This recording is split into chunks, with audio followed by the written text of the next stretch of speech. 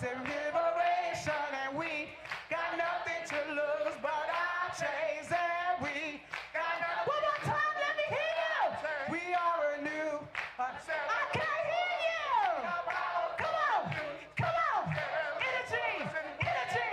Come on, go, go. What? We got nothing to lose. Come on, but our chains, and we got nothing to lose but our chains, and we got nothing to lose but our chains, and we got nothing.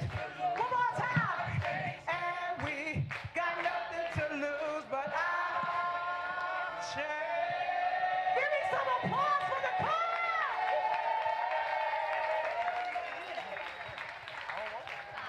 5, 6, 7, 8. Everybody's got a right to live. Everybody's got a right to live. And before this campaign fails, we'll all go down to jail. Everybody's got a right to live.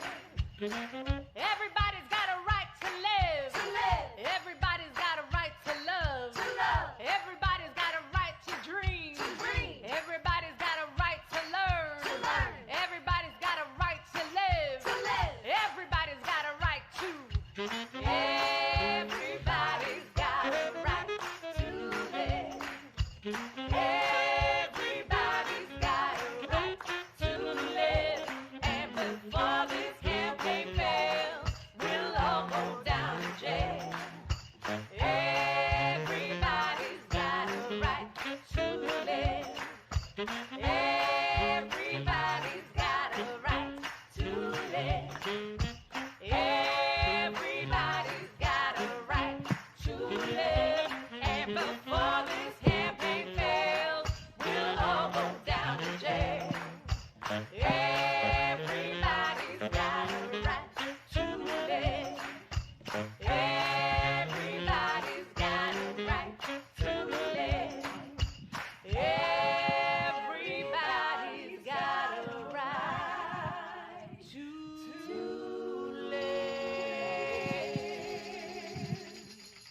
Woo! Yeah!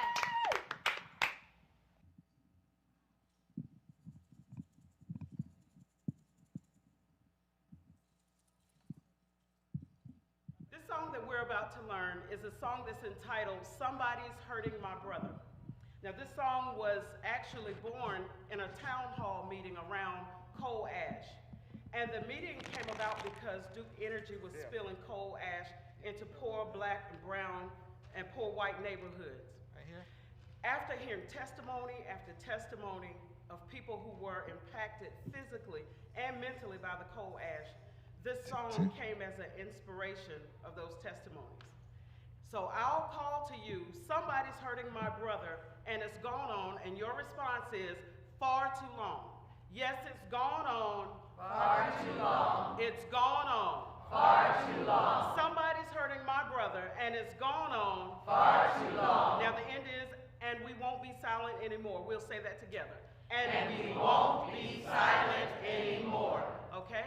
And so we'll try the rehearsal version, which goes, oh, somebody's hurting my brother, and it's gone on far too long. Yes, it's gone on far too long. I tell you it's gone on far too long. Oh, somebody's hurting my brother, and it's gone on far too long. Together, and we won't be silent anymore. Now we're gonna put a little rhythm to this, okay? Okay? But we're gonna speed it up just a little bit. Not too fast. Oh, somebody's hurting my brother, and it's gone on far too long. Yes, it's gone on far too long. Tell you it's gone on far too long. Oh, somebody's hurting my brother, and it's gone on far too long. And we won't be silent.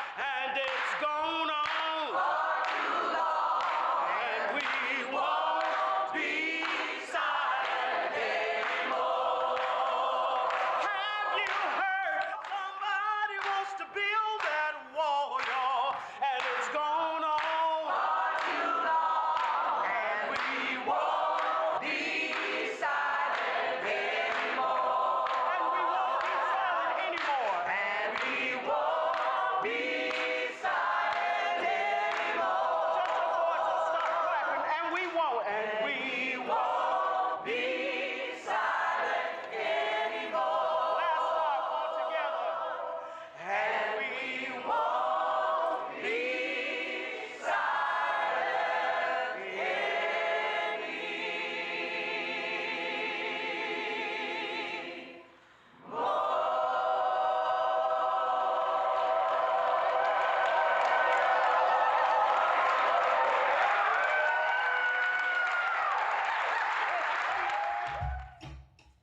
Everybody's got a right to live.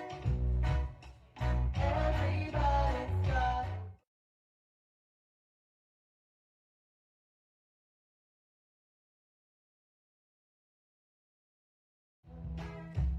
Everybody's got a right to live. On my way to Washington, feeling awful sad, thinking about an income that I never had. Black man picked a cotton a long time ago. He has been a victim since they brought him to the shore. Everybody's got a right to live. Everybody's got a right to live. And before this campaign fails, we'll all go down in jail. Everybody's got a right to live. Black man dug a pipeline, hewed down pines, gave his troubles to Jesus, and kept on towing the line. Black man dug the ditches, both night and day. Black man did the work, while the white man got to pay. Everybody's got a right to live. Everybody's got a right to live. And before this campaign fails, we'll all go down in jail. Everybody's got a right to live. Now listen here, Congress. This is a brand new day. No more full-time work for only part-time pay. For I want my share of silver, and I want my share of gold. I want my share of justice to save my dying soul.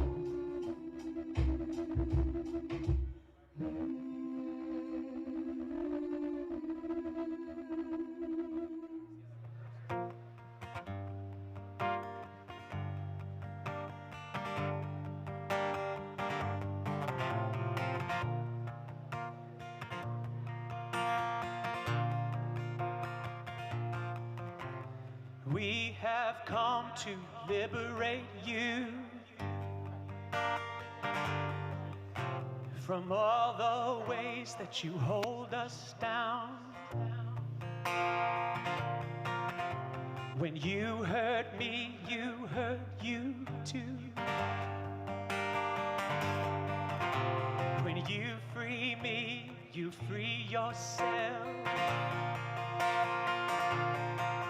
When you live from the bottom, everybody rises. When you live from the bottom, everybody rises. Yes? Would you sing that with me? Okay, I'll sing the line, you sing it back to me. We have come to liberate you from all the ways that you hold us down. When you hurt me, you hurt you too. When you free me, you free yourself. When you live from the bottom, everybody rises. Now you. Everybody rises. That's right. When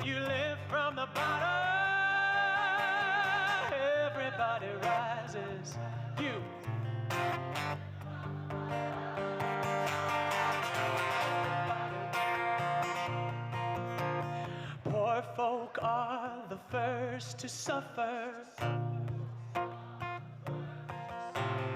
in this war economy.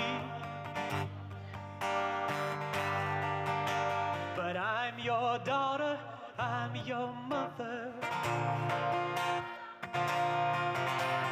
We're a chosen family.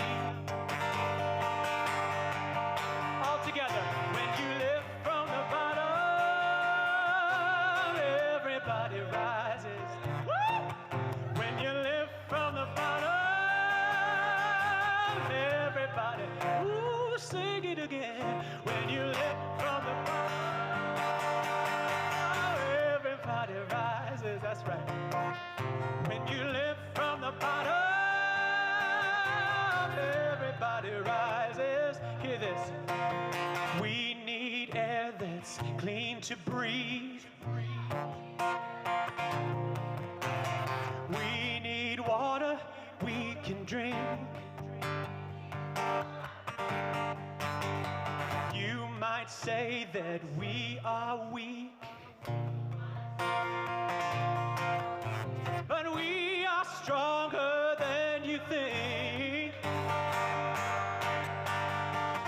When you live from the bottom, everybody rises. When you live from the bottom, everybody rises. Oh, when you live from the bottom, everybody rises. When you live from the bottom, everybody rises. Okay. So now when I say we have come to liberate you, it's because liberation is not something they're giving to you.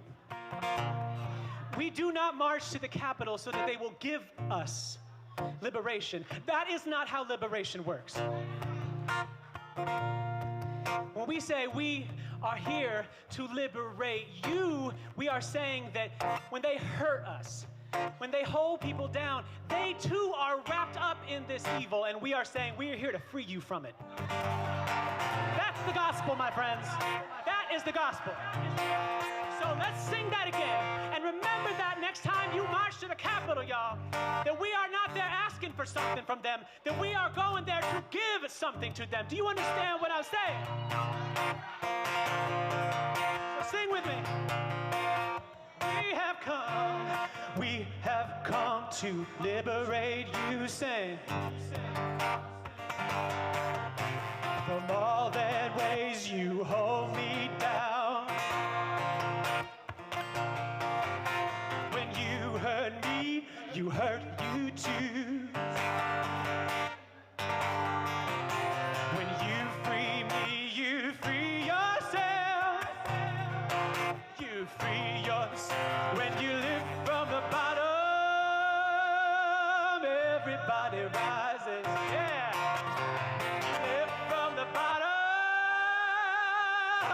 Everybody rises. One more again. When you live from the bottom, everybody rises. Oh, when you live from the bottom, everybody rises. Oh, when you live from the bottom, everybody rises. When you live from the bottom. Now just y'all, sing it out.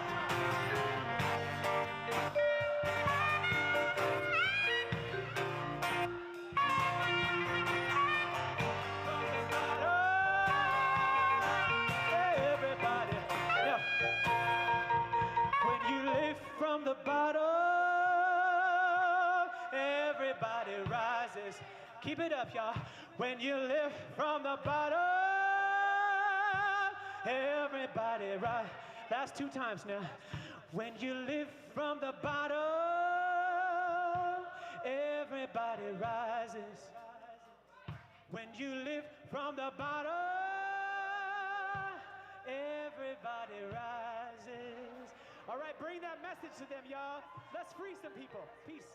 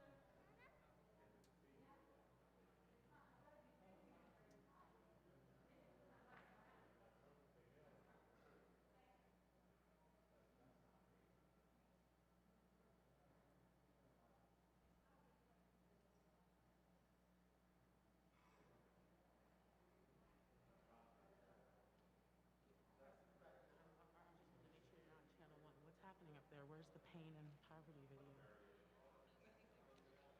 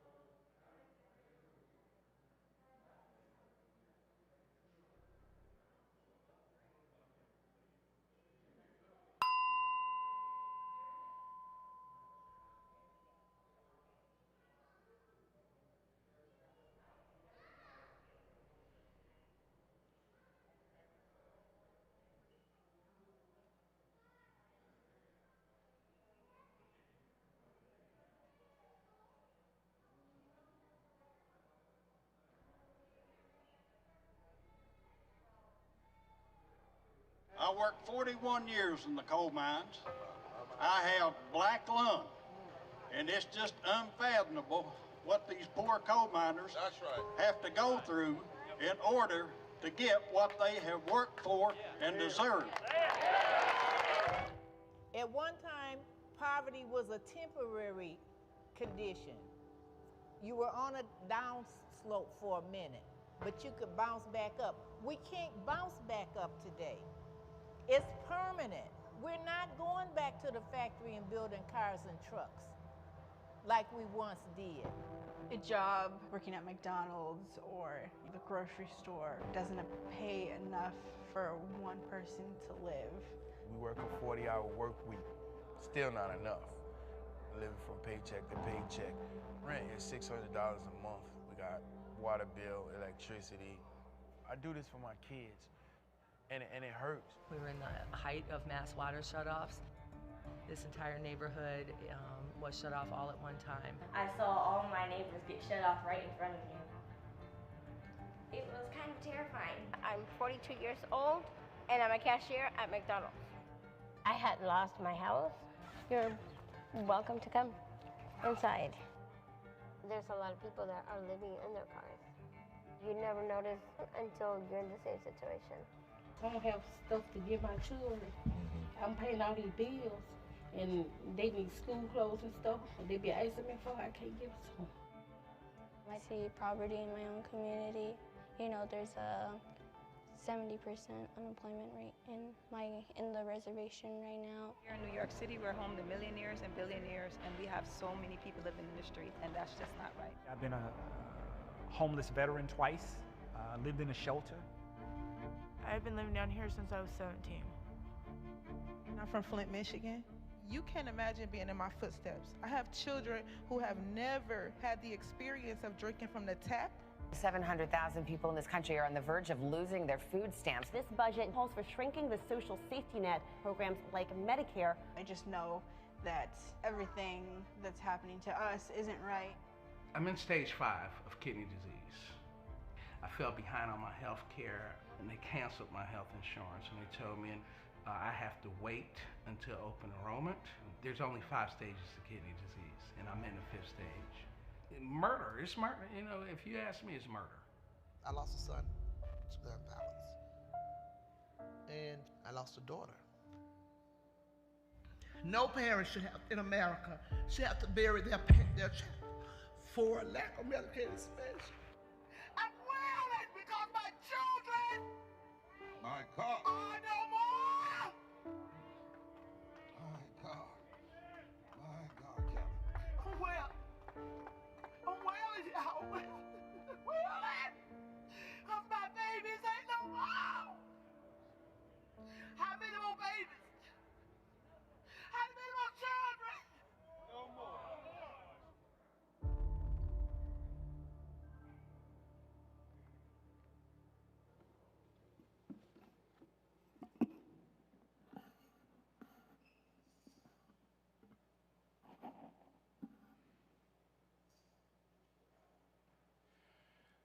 Good evening.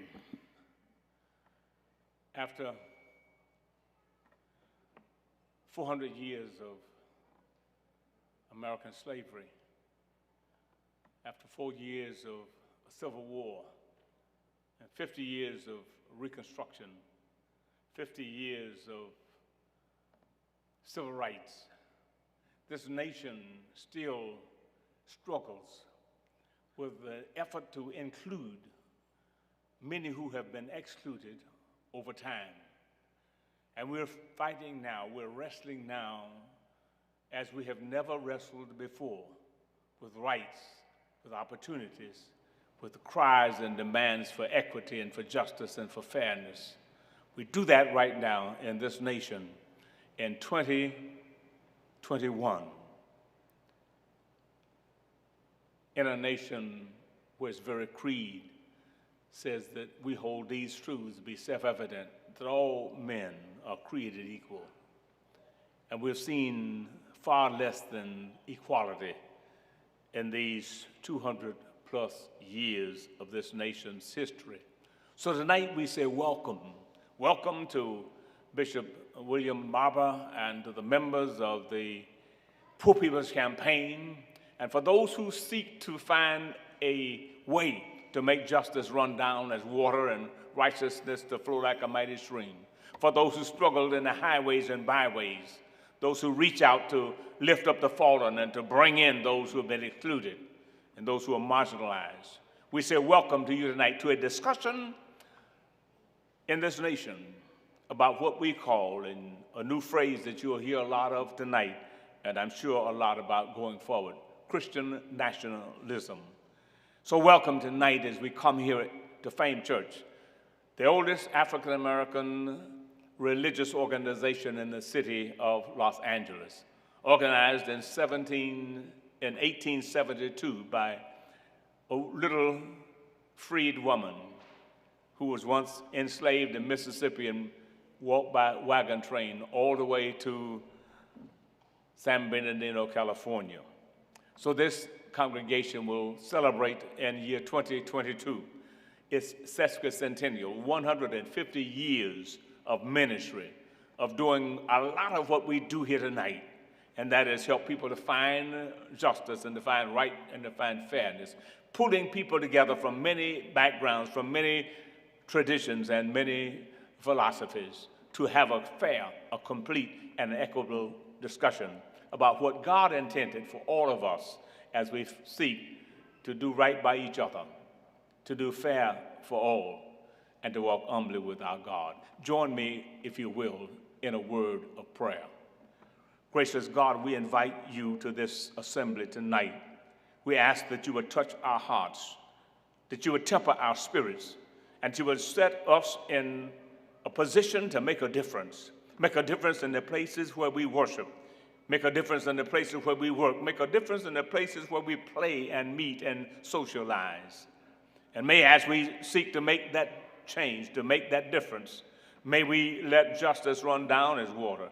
May we help to establish and to build those irrigation systems through which it can flow freely and humbly, fairly, and equitably for all. We pray tonight, oh God, that those lives who have been touched, who have been snuffed out far sooner than their lifespan should recall and declare. We pray tonight that we'll find a way to help those who remain here to do better by each other, so that the life of every one of us will be held sacred and special and important. Bless our gathering here tonight. Bless Bishop Barber and all of the efforts of the Poor People's Campaign. And may what they do go so far until everybody who is in need will have some of their aims and some of their hopes and their dreams met and realized. We ask now that you'll come and be with us tonight. We hope it in prayer, we pray it in prayer, and we ask your deliverance. Amen.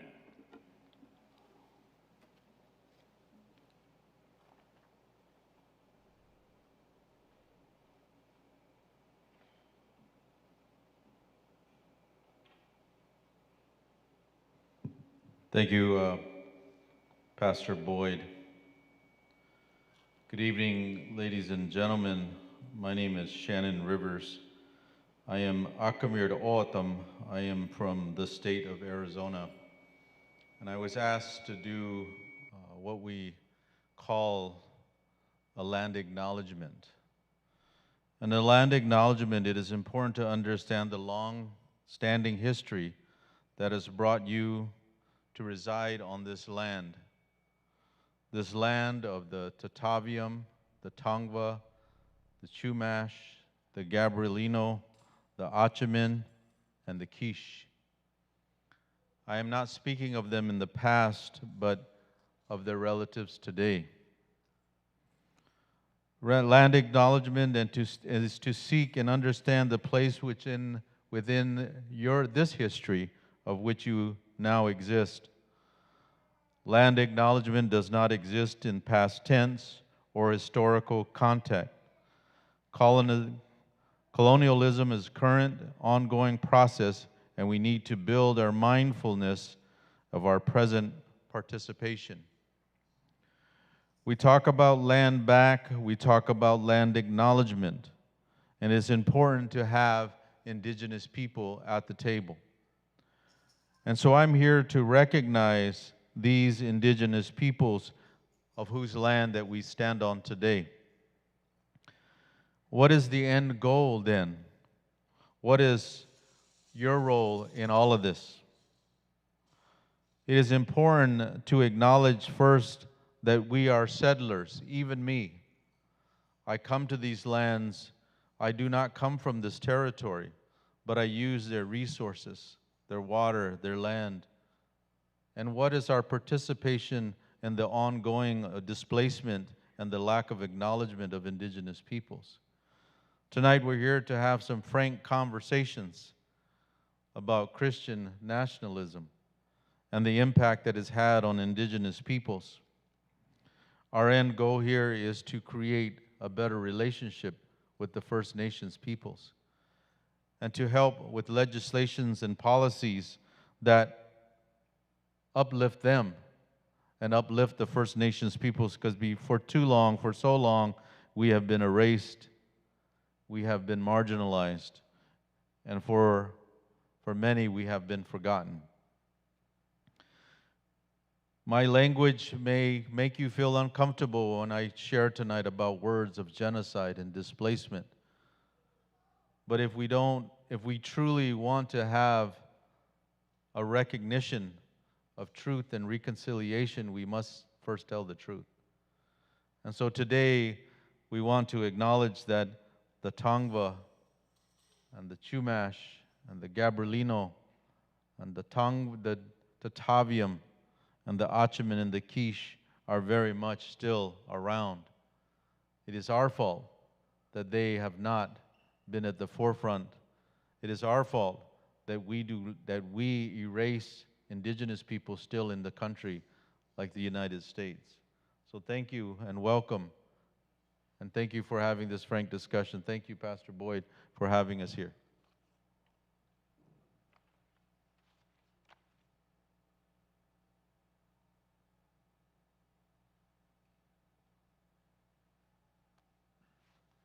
All right, thank you to my brother Shannon Rivers, who we've stood arm in arm for many years, standing with the Poor People's Campaign, a national call for moral revival. My name's Felipe Cáceres. I'm on the coordinating committee for the Poor People's Campaign. And I want to ground us today, just as we've been grounded in an acknowledgement that this is indigenous land, in these principles of the Poor People's Campaign, because our campaign stands on very solid principles and a moral high ground that we want to highlight. We're rooted in a moral analysis based on our deepest religious and constitutional values that demand justice for all. A moral revival is necessary in this country to save the heart and soul of our democracy. We're committed to lifting up and deepening the leadership of those most affected by systemic racism, poverty, the war economy, and ecological devastation, and to building unity across lines of division. We believe in dismantling of unjust criminalization systems that exploit the poor, communities of color, and the transformation of the war economy into a peace economy. We believe that equal protection under the law is non-negotiable. I want to underline that today, especially today, as many killers are on trial for unjust killings, whether they be law enforcement members or members of vigilante gangs, law enforcement or protecting law enforcement. We believe that people should not live in or die from poverty in the richest nation ever to exist. And I'm going to underline one principle today because it's very important for our panel. Whereas the distorted moral narrative of religious nationalism blames poor and oppressed people for our poverty and oppression, our deepest religious and constitutional values insist that the primary moral issues of our day must be how our society treats the poor, those on the margins, women, LGBTQIA2S+ folks, workers, immigrants, the disabled and the sick, equal protection under the law, and the desire for peace, love, and harmony within and among nations. We will do our work in a nonpartisan way. No elected officials or candidates get the stage or serve on the state organizing committee of the campaign. This is not about left or right, Democrat or Republican, but about right and wrong. We will continue to uphold seasons of nonviolent direct action until our moral demands are met, and the campaign and all its participants and endorsers embrace nonviolence. Violent tactics or actions will not be tolerated by our movement. I want to thank everyone for coming today, and I want to ground us in these principles going forward and as you join our movement. Thank you.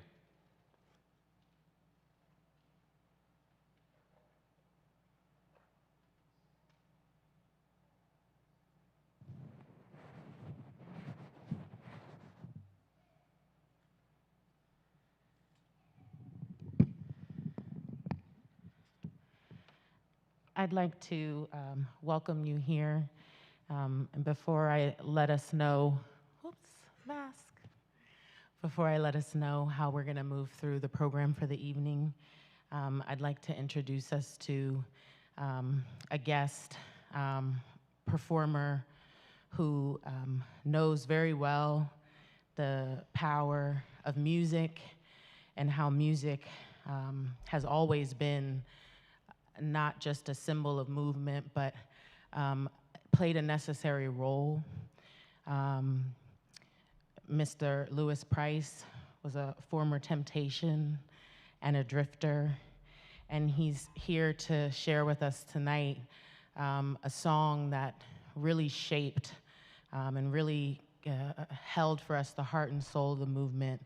I welcome Mr. Louis Price, and he'll be sharing with us Change is Gonna Come.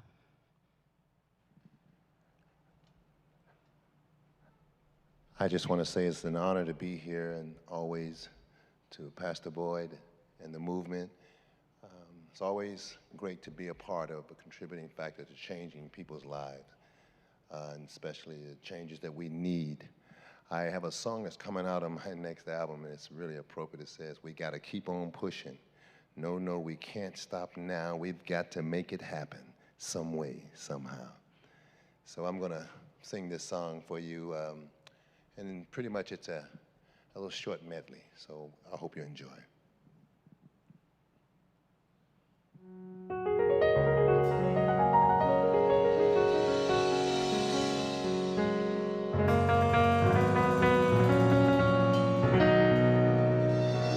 The world won't get no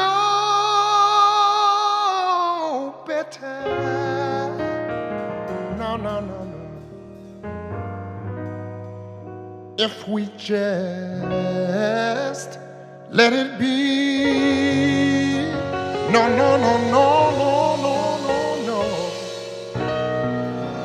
The world won't get no better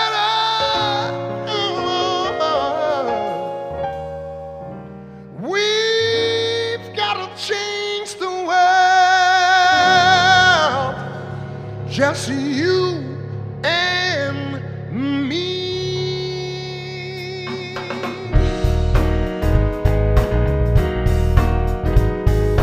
Wake up, everybody, no more sleeping in bed.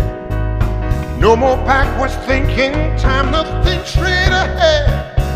The world has changed so very much for what it used to be.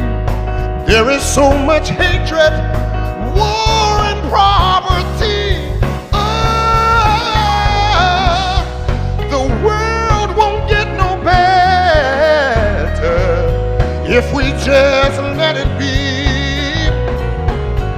You see, the world won't get no better.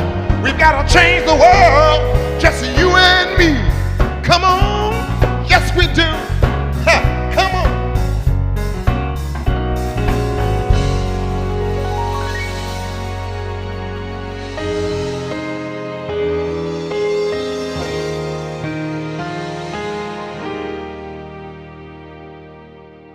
I was born by the river in a little tent. Oh yeah, yeah, yeah, yeah. And just like that river, I've been running ever since. It's been a long time coming, but I know change gonna come. Oh, yes it will. It's been too hard living, hey, but I'm afraid to die, 'cause I don't know what's up there beyond the sky. It's been a long time coming, but I know, no, change is gonna come. Oh, yes it will. To the bridge. Whoa. Then I go to my brother. I said, brother, won't you help me, please? Oh, and then he winds up knocking me down on my knees. Oh, yeah, there were times when I thought I couldn't last for long, but now I think I'm able, to carry on. It's been a long, time, coming, but I know a change is gonna come. I know a change is gonna come. I know a change is gonna come.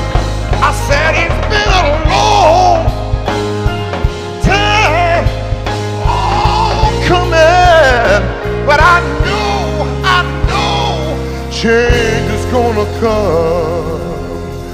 Oh, yeah. Woo, woo.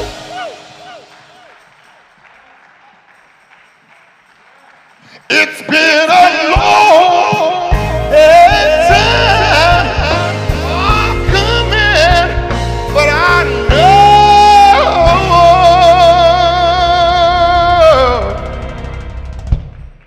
change is gonna come. Oh, yeah.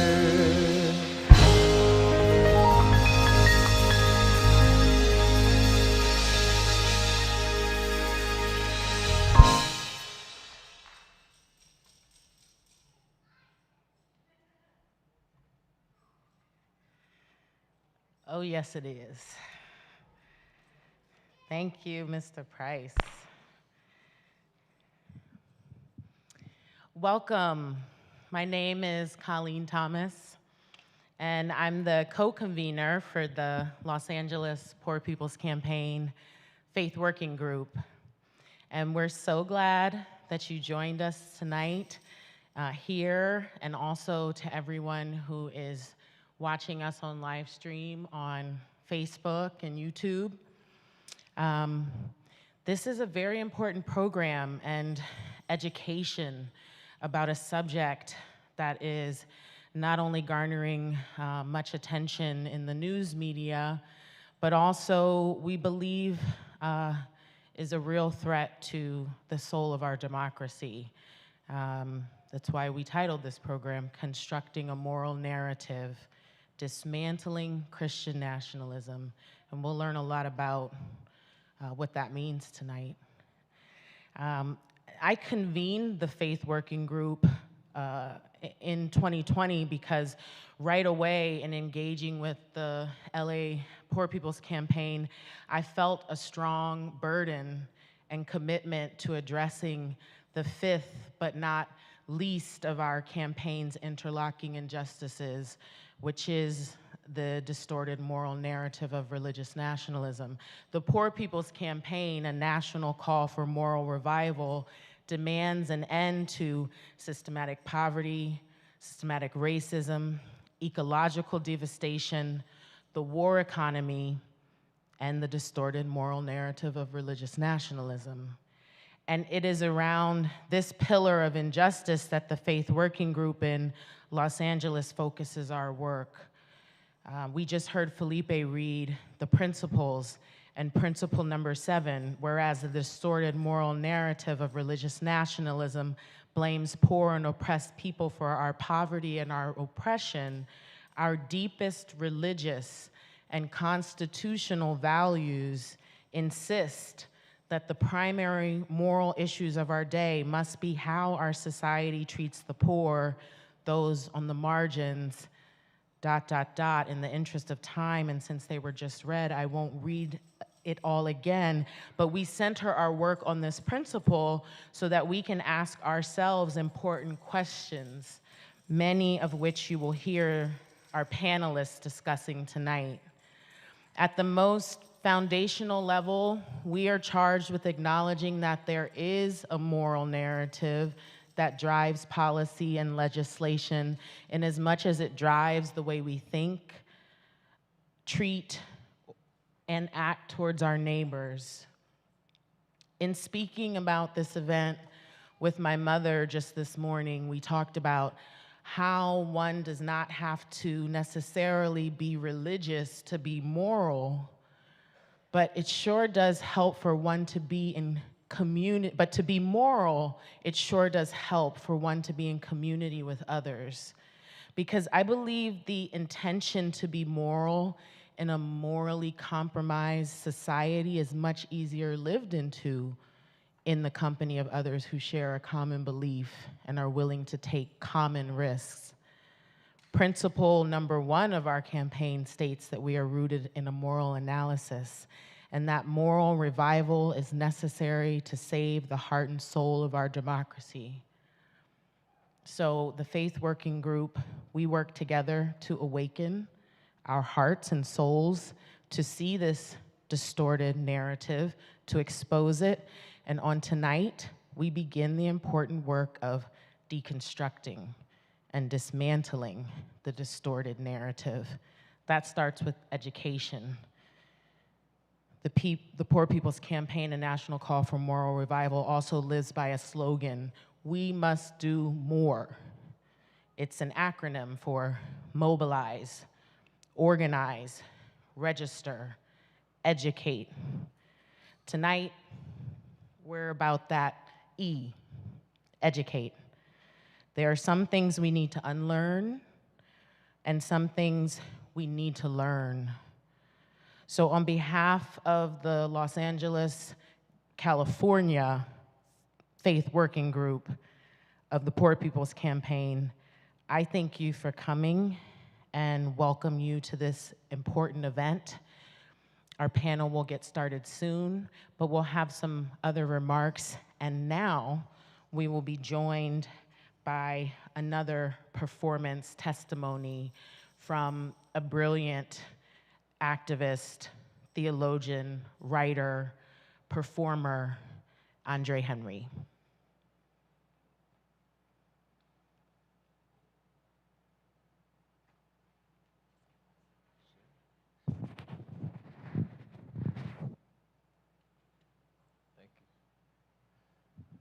Hi, everyone. Hi. Thank you for saying hello back. Appreciate that. Before we do this song, I'd like to give you a little bit of context. This song that I'm going to perform for you, I wrote in the fall of 2016 after Trump was elected as president. And it's called Delusional. And it is one of the first times that I felt confident enough to stand up to the racial gaslighting of white evangelicals who I grew up with, among. Hey. And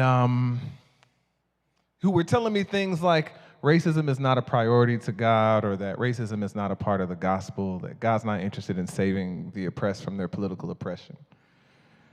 And I was really surprised by that, honestly, because I grew up in Stone Mountain, Georgia, where the Ku Klux Klan was reborn, and I went to an Assemblies of God church. I went to an Assemblies of God Bible college. I graduated and was a pastor for 7 years at an Assemblies of God church. I went to an Assemblies of God seminary after that, and I just assumed that all these people that I worshiped and prayed alongside, that they believed that God, they believed in the same God that rescued the Israelites from their oppression in Egypt in the Exodus story. That's what I thought. But I was wrong, as they all, began to basically tell me that they believed that God is a bigger version of themselves, a white man in the sky committed to middle-class American white people's values. And so basically my testimony, I feel that is supposed to be a part of this, is that like when Jesus says the truth will set you free, and I had to encounter the truth that the people that I worshiped alongside believed that God was just a big version of themselves on the side of the oppressor.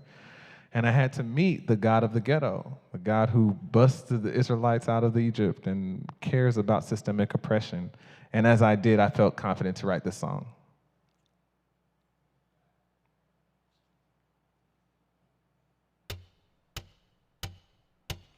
It must be good to be you.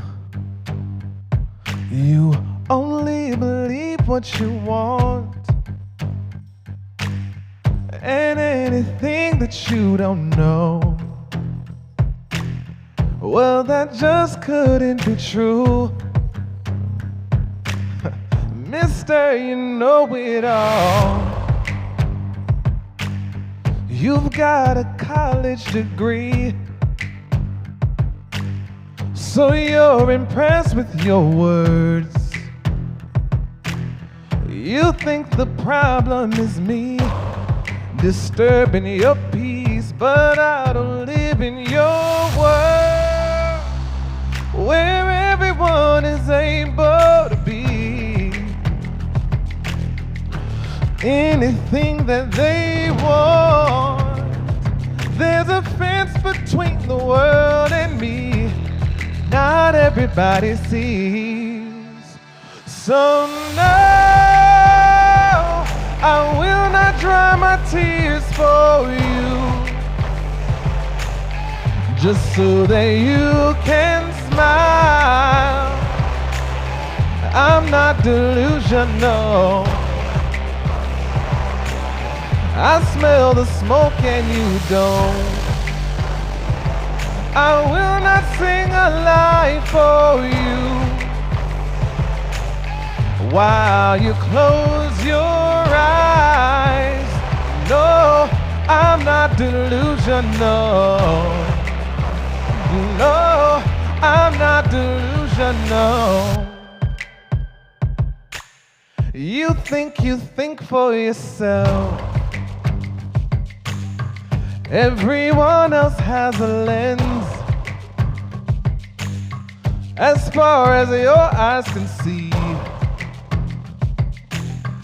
that must be where the world ends. You think you're able to teach a lesson you haven't learned. You're drawing maps on the sea, yeah, to places you've never gone. Oh, I've heard it all before. You're as original as the rain in spring. You're just a child of your world. There's an accent to the way that you think. It isn't that unique. So no, I will not dry my tears for you, just so that you can smile. I'm not delusional. Oh, I see the smoke and you don't. I will not sing a lie for you while you close your eyes. No, I'm not delusional. No, I'm not delusional. No, no, I'm not delusional.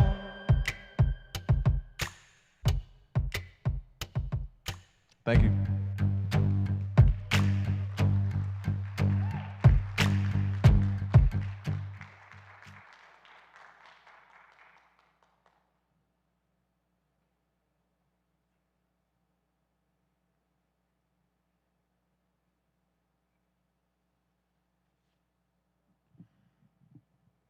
Good evening. Buenas noches.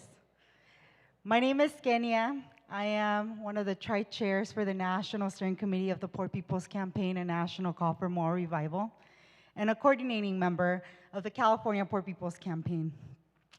The reason why we are here today is because we are addressing one of the interlocking injustices, which is the distorted moral narrative. As an immigrant from Mexico, as an undocumented person, I've heard this distorted moral narrative being played on TV and all of these different platforms over and over again.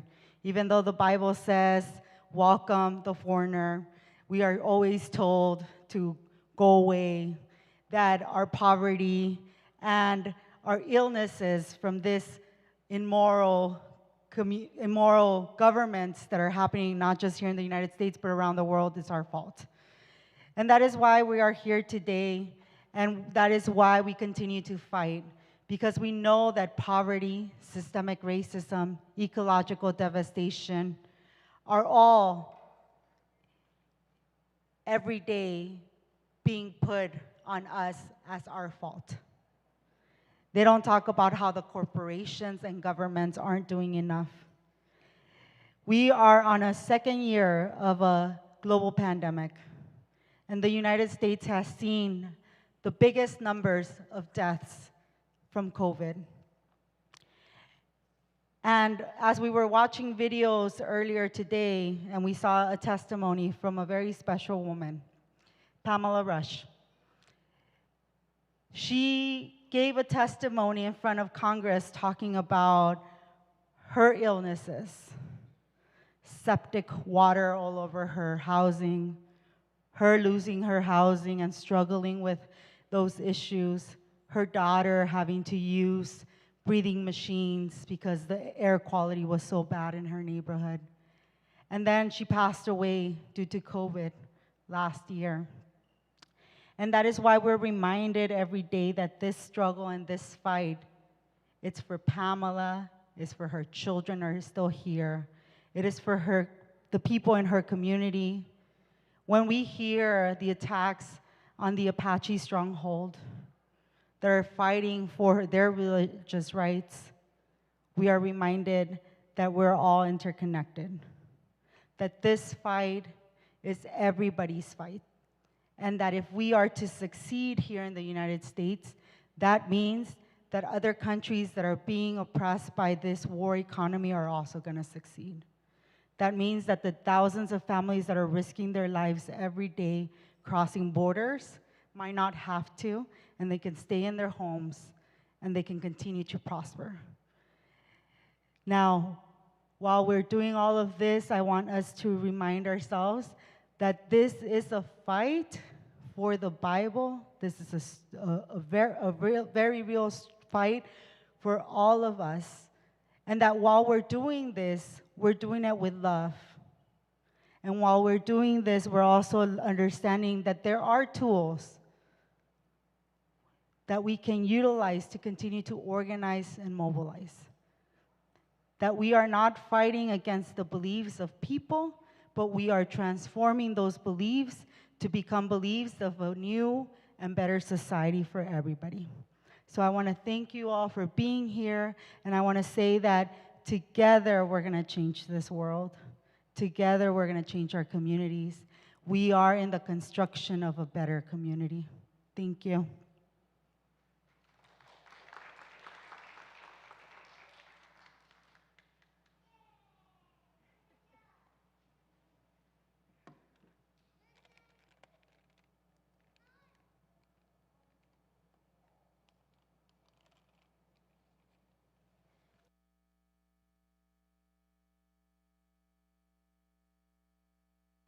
I hear you. My name is Jenna Kyle, and I'm the co-convener of the Los Angeles Poor People's Campaign Faith Working Group. We have worked so hard on this event, and we are excited to bring you such a rich conversation this evening. As the granddaughter of an African-American Baptist preacher, the issue is very important to me, the issue of Christian nationalism. And people of faith and strong morals need to be aware of Christian nationalism and the threat it poses to society and our democracy. Tonight, I have the pleasure of introducing the other co-chair of the Poor People's Campaign. Of course, Reverend Barber is the other. A woman I was able to march alongside in Washington, D.C. This summer, demanding that Congress protect voting rights, pass the For the People Act, fully restore the Voting Rights Act, end the filibuster, and enact a $15 an hour minimum wage. In addition to being a co-chair of the Poor People's Campaign, Reverend Dr. Liz Theoharis is the director of the Cairo Center for Religions, Rights, and Social Justice at Union Theological Seminary. She has been named by Politico as one of the 50 thinkers, doers, and visionaries whose ideas are driving politics, by Sojourner as one of the 11 women shaping the church, and by the Center for American Progress as one of 15 faith leaders to watch. She has recently released the book, We Cry Justice, Reading the Bible with the Poor People's Campaign. We are so blessed to have her here with us this evening. Please join me in welcoming Reverend Dr. Liz Theoharis.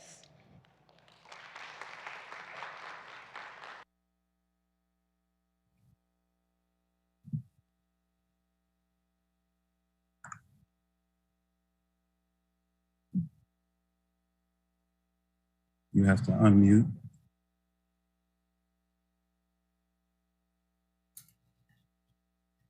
Good evening. It's great to be with you all. Thanks so much for the invitation and for the beautiful introduction.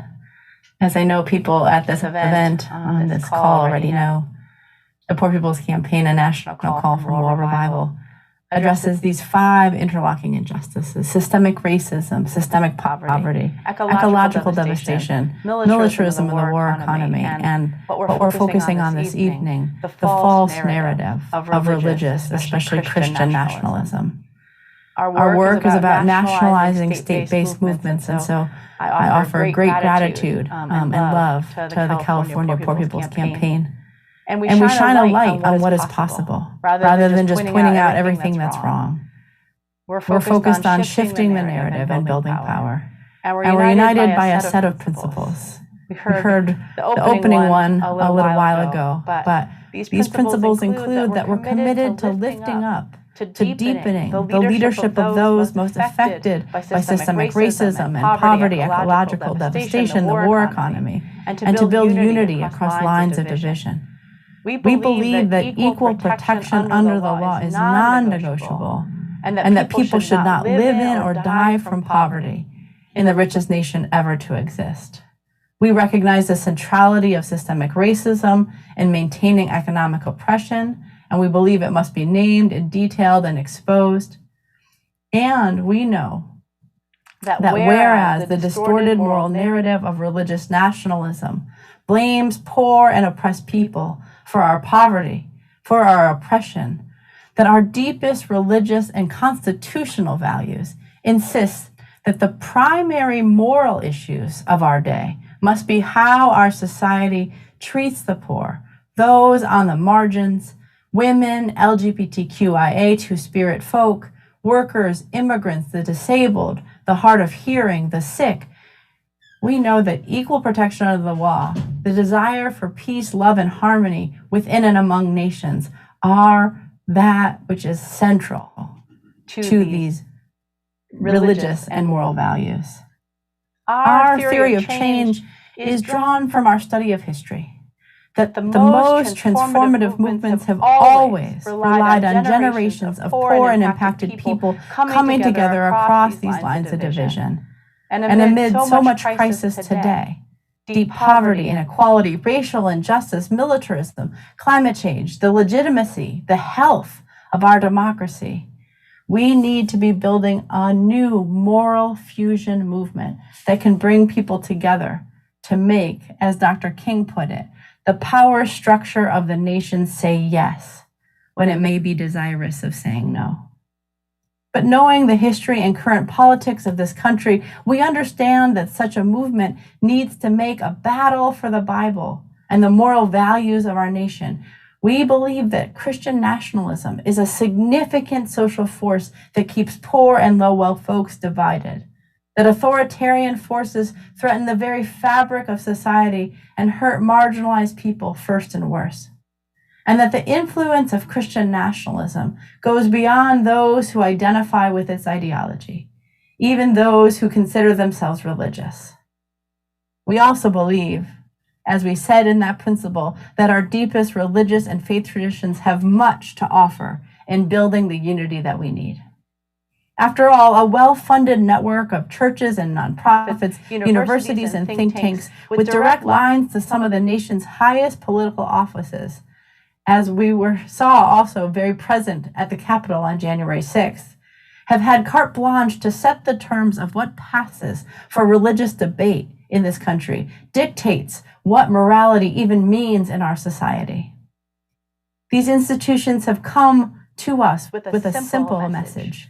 That message is that God loves white Christian America, favors small government and big business, and rewards individualism and entrepreneurship. But meanwhile, the poor, people of color, immigrants, queer people, women, we're blamed for society's problems, even as the rich get richer in what is the wealthiest country in the history of the world. These dangers posed by today's Christian nationalists are all too real, but we also know that this battle for the Bible is not new in America. In the 17 and 1800s, slaveholders quoted the Bible to claim that slavery was ordained by God. They ripped the pages of the Exodus from Bibles they gave to the enslaved. During the Gilded Age of the 19th century, churches, politicians preached a prosperity gospel that extolled the virtues of industrial capitalism. Decades later, segregationists continued to use stray biblical verses to rubber stamp Jim Crow practices. In the late 1970s, the moral majority helped to mainstream a new generation of Christian extremists into national politics. In my own youth, as someone that came up in the welfare rights movement, I remember politicians quoting the Bible in the lead up to the 1996 welfare reform as proof that God somehow believes in work requirements for public assistance programs. But although these theological battles have often tipped disastrously toward the forces of violence and deprivation and hate, moral movement organizing has been a key ingredient in positive social change. We know escaped slave Harriet Moses Tubman understood the Underground Railroad as a Christian project of liberation, while escaped slave Frederick Douglass fought for abolition through churches. A century later, near the end of his life, the Reverend Dr. King explained how to achieve this universal dream of justice, a beloved community of God. It had to be built through a freedom church of the poor. In every chapter of American history, abolitionists, workers, labor organizers, civil rights leaders, and other representatives of the oppressed have struggled for a better nation. They've struggled in the streets, in workplaces, in courts, in legislative halls, and in the religious spheres as well. And this is just what the California Poor People's Campaign, the Poor People's Campaign, a national call for moral revival, is all about. I thank you for being with me and including me in this powerful gathering. And I bring greetings from Bishop William J. Barber II, who is trying to join but may not be able to join this evening because of family emergency, and ask that we pray for him and his family and for everyone across this nation and world who would still be healed and transformed so that we can indeed, in the words of our great movement, move forward together and not one step back. Thank you so much.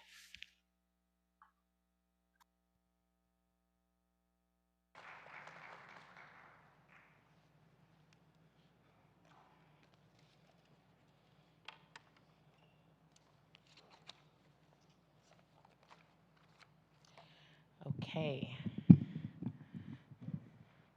We are praying for Reverend Barber always, because I never know how he does all that he does all over, up and down the East Coast. So wherever you are, Reverend Barber, we pray your family as well.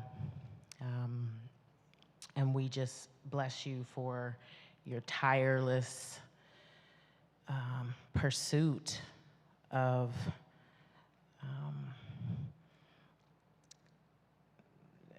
the call for this moral revival. And what you cannot see behind me now is our panel assembling. And I'm sure they are ready, as we all are, for this conversation. Thank you for hanging in with us. We believe it's important to have music as part of our movement and testimony of impacted persons. And in the spirit of Reverend Barber and Reverend Liz, we always make time for that.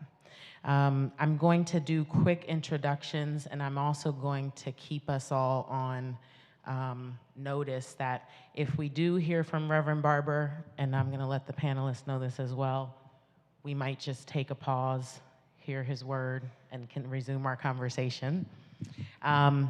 Who we have, see if I can get this mic here.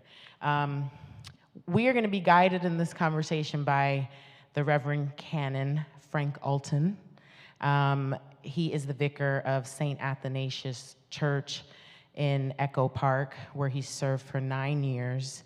And prior to his pastoral duties there and elsewhere, Frank was active in congregation-based community organizing all throughout LA, focused primarily in the areas of immigration, education, housing, and labor, and led frequent missions trips to Mexico, El Salvador, Northern Ireland, and Louisiana. So we're really honored to have you guiding and facilitating this conversation.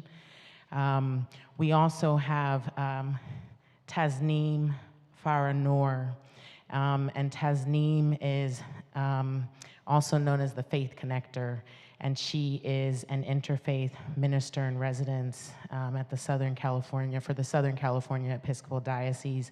We're thankful to have you here with us, Tasneem. We also have Shannon Rivers. And Shannon is a Native American spiritual leader for incarcerated persons and a longtime Poor People's Campaign family member. Mr. Rivers is also the director of programming for the American Indian Resurgence Initiative in LA, and his perspective on this panel is invaluable to us, and we're so grateful that you are here. And we also have, the man of the house, Reverend J. Edgar Boyd. He is the pastor here at First AME Church, the oldest African-American church in the city. He was assigned to this church in 2012, and he leads a congregation of thousands, I want to say, maybe around 18,000. He's also the CEO of FAME. He conceived the recent formation of the South LA Community Development and Empowerment Corporation. We're just so honored to be welcomed here and grateful. Thank you, Pastor Boyd.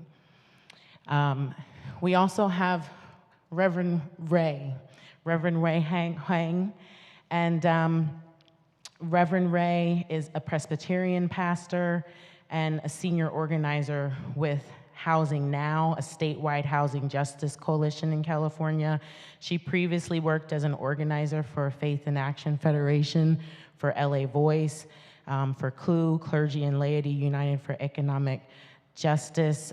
She is just well known in Los Angeles for her activism and organizing, and we're just privileged to have you here with us. And we also have Rabbi Neil. Rabbi Neil Comas-Daniels, Rabbi Emeritus of Beth Shear Shalom. It's a progressive reform synagogue in Santa Monica, West Los Angeles.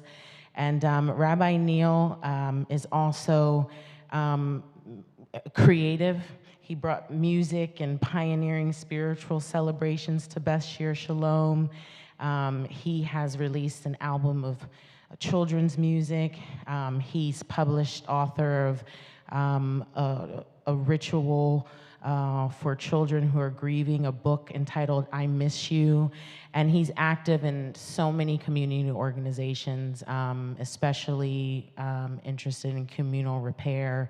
And he was one of the founding members of CLUE. We're grateful to have you with us, amongst many other notable accomplishments. And Tehil Sharma. Tehil, we love you, Tehil, and we're so glad you're on the panel.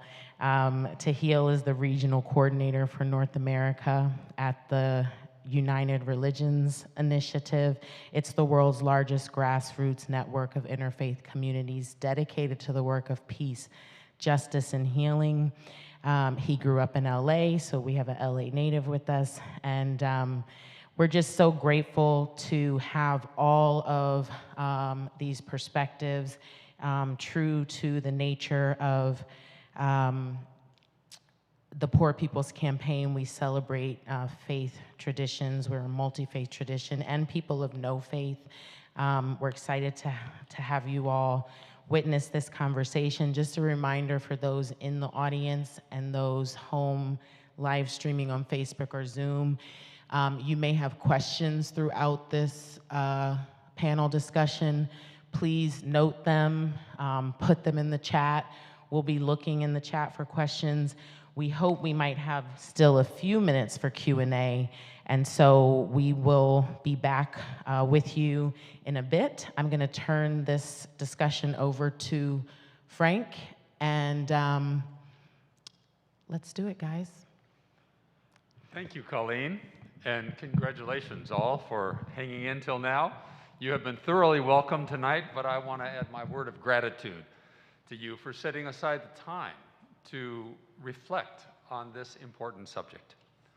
Christian nationalism is a term that is broadly used, but it doesn't always mean the same thing to those who use it. Not every Christian nationalist believes everything labeled Christian nationalism, and many who fit the description don't believe in the existence of Christian nationalism at all. Most people have never heard or considered the term. Maybe some of you tonight, that fits. Many became aware of it after last January's insurrection at the Capitol, though it has impacted the United States throughout US history. Whether or not we can define it, Christian nationalism has deeply impacted and continues to deeply impact the path of this nation. Consistent with the values of the Poor People's Campaign, this is not going to be an us and them conversation, because love reigns supreme in this debate. So rather than offer a single definition of Christian nationalism, and I'm going to be asking some of the panelists their definition, But let me suggest some key features of Christian nationalism that come from a variety of sources. So first, Christian nationalism identifies the nation with God's will and action in the world. It conflates national and Christian identity, and it identifies service of the nation with service of God.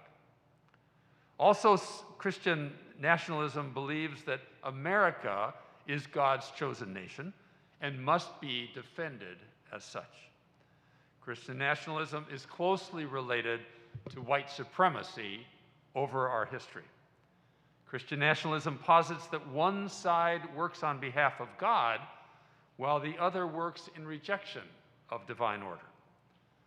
Some believe that Christian nationalism is rooted in a fundamental belief that the founders were devout Christians who never intended to create a secular republic, and that separation of church and state is a fraud perpetrated by God-hating subversives, and Christians have a right to rule.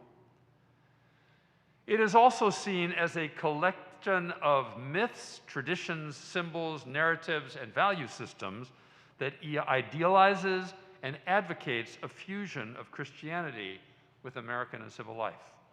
And finally, Christian nationalism does not seek to add another voice to America's pluralistic democracy, but to be the only valid voice grounded on a particular version of Christianity.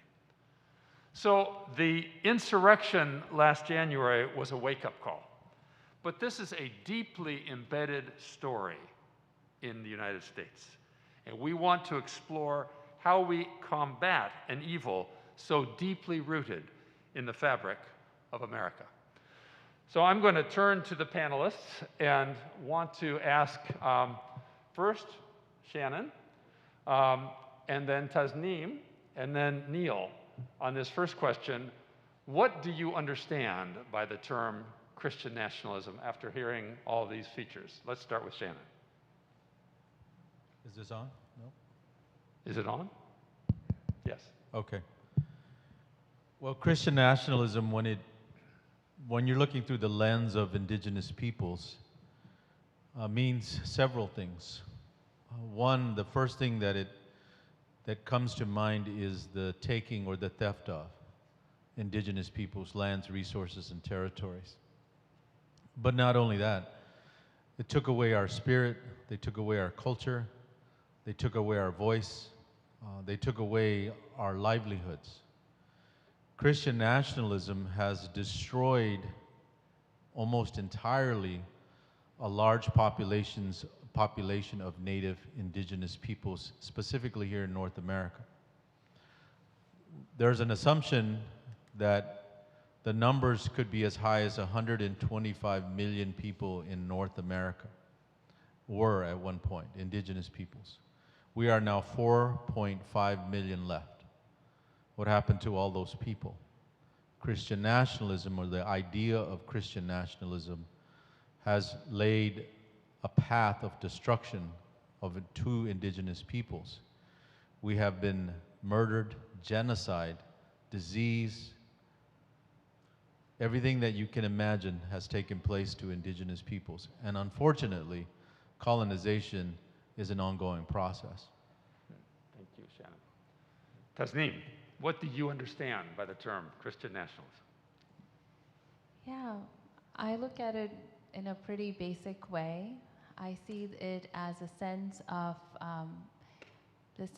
feeling superior, so much so that only your perspective, your background, your worldview, your religion in this case matters, and this is the one, so much so that it just justifies all actions and actions in its name. And I think the part that, the cost of it is dehumanization, minimizing, and often violence to the others who don't fit their criteria and their version of what's right. Thank you, Tasneem. Rabbi Neil. Well, is this on? Yes. Yeah, okay, good. I see something more historical that goes back many centuries. That is really at the root of this, which is supersessionalism. That Christianity came along to supersede all other understandings of God and to supersede all other understandings of what is right and what is wrong, of morality. And what happened in this country in particular is that got interwoven with white supremacy, and as was deemed as a foundation stone, really, of white supremacy that enabled white supremacy to have some kind of moral authority. But it's a warped moral authority that doesn't allow for all God's children to be included, no matter what their relationship with divinity is. Thank you, all three of you, for those varying perspectives. Now, the six of you represent a wealth of diversity of faith traditions, and so I want to ask each of you something about how Christian nationalism in the U.S. has impacted your religious community or your community. And I'm going to start with Tahil. Tahil, how does Christian nationalism impact your community and other marginal religious groups? And do you think Christians can authentically participate in creating a more positive moral narrative? Christian nationalism always puts us as exotic objects, as if we are in a museum, to be oohed and awed at. Christian nationalism informs the insecurity of how we exert our livelihoods. And it always puts us in a place of needing to be learned about, like we are still foreign, like we do not have a history here. And it also puts us in a place of deep sorrow and fear of the next attack that might put us on the surface of a newspaper or on the face of a TV channel. And that's not a very good way to live in a pluralistic society that has now become this experiment that we call the United States of America. If Christians want to authentically participate in that positive moral narrative, that authenticity has to come from a genuine intention of decentralizing their power. And it has to come with a deep sense of discomfort that is supposed to be transformative. Are they willing to acknowledge history for what it is? Are they willing to acknowledge the power that they uphold that they must now let go of? And are they willing to express pluralism as every person in the room becoming a co-equal? That is the biggest question. We don't know that answer yet because we're still struggling with the ability to see the power and the audacity of Christian nationalism, that we can't have an honest conversation about it yet. So this requires stepping outside of comfort zones, for sure, as a first step. Thank you, Tahil. Reverend Ray, you have extensive experience with poor and low-wage workers in our communities. Tell us about those communities and those folks and how Christian nationalism impacts them. Yeah, certainly. Well, I mean, who are those folks? Those folks, honestly, are you and I.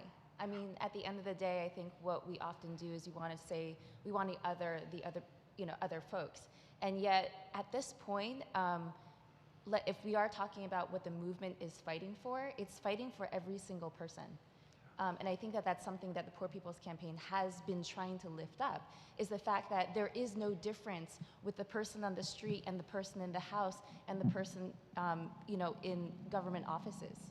And so in walking with workers, we are fighting for the same. Now, to answer your question, how does Christian nationalism impact our communities? I think what we need to understand is that Christian nationalism is simply a pernicious cloak, a sanctification and baptism, if I was to use Christian terms, of white supremacy and plantation capitalism. It has actually nothing to do with Christianity or faith or nationalism, a pride for one's country. Throughout much of human history, in fact, the institutionalization of religion in a state has been not about the religion itself or protecting one's freedom of religion, but about maintaining power for those who are already powerful, and used in America as a tool in the ruse to continue to enslave, colonize, and profit off of the lives and labor of the poor. Christian nationalism is in its nature, as we've been hearing from our other panelists, anti-Black, anti-Native, anti-Indigenous, but it is also anti-worker. It is also anti-poor. It is also anti-queer. It is also anti-immigrant, and so forth. It is about maintaining this social hierarchy and order that posits white plantation colonizers and capitalists at the top. And I'm not just talking about individuals. I'm not talking about individuals. I want to get this straight, right? We are talking about a system that is trying to be maintained to keep those in power and those without power below and stepped on. And so using religion in this case, distorting Christianity, to serve and preserve this white capitalist social order and ideal.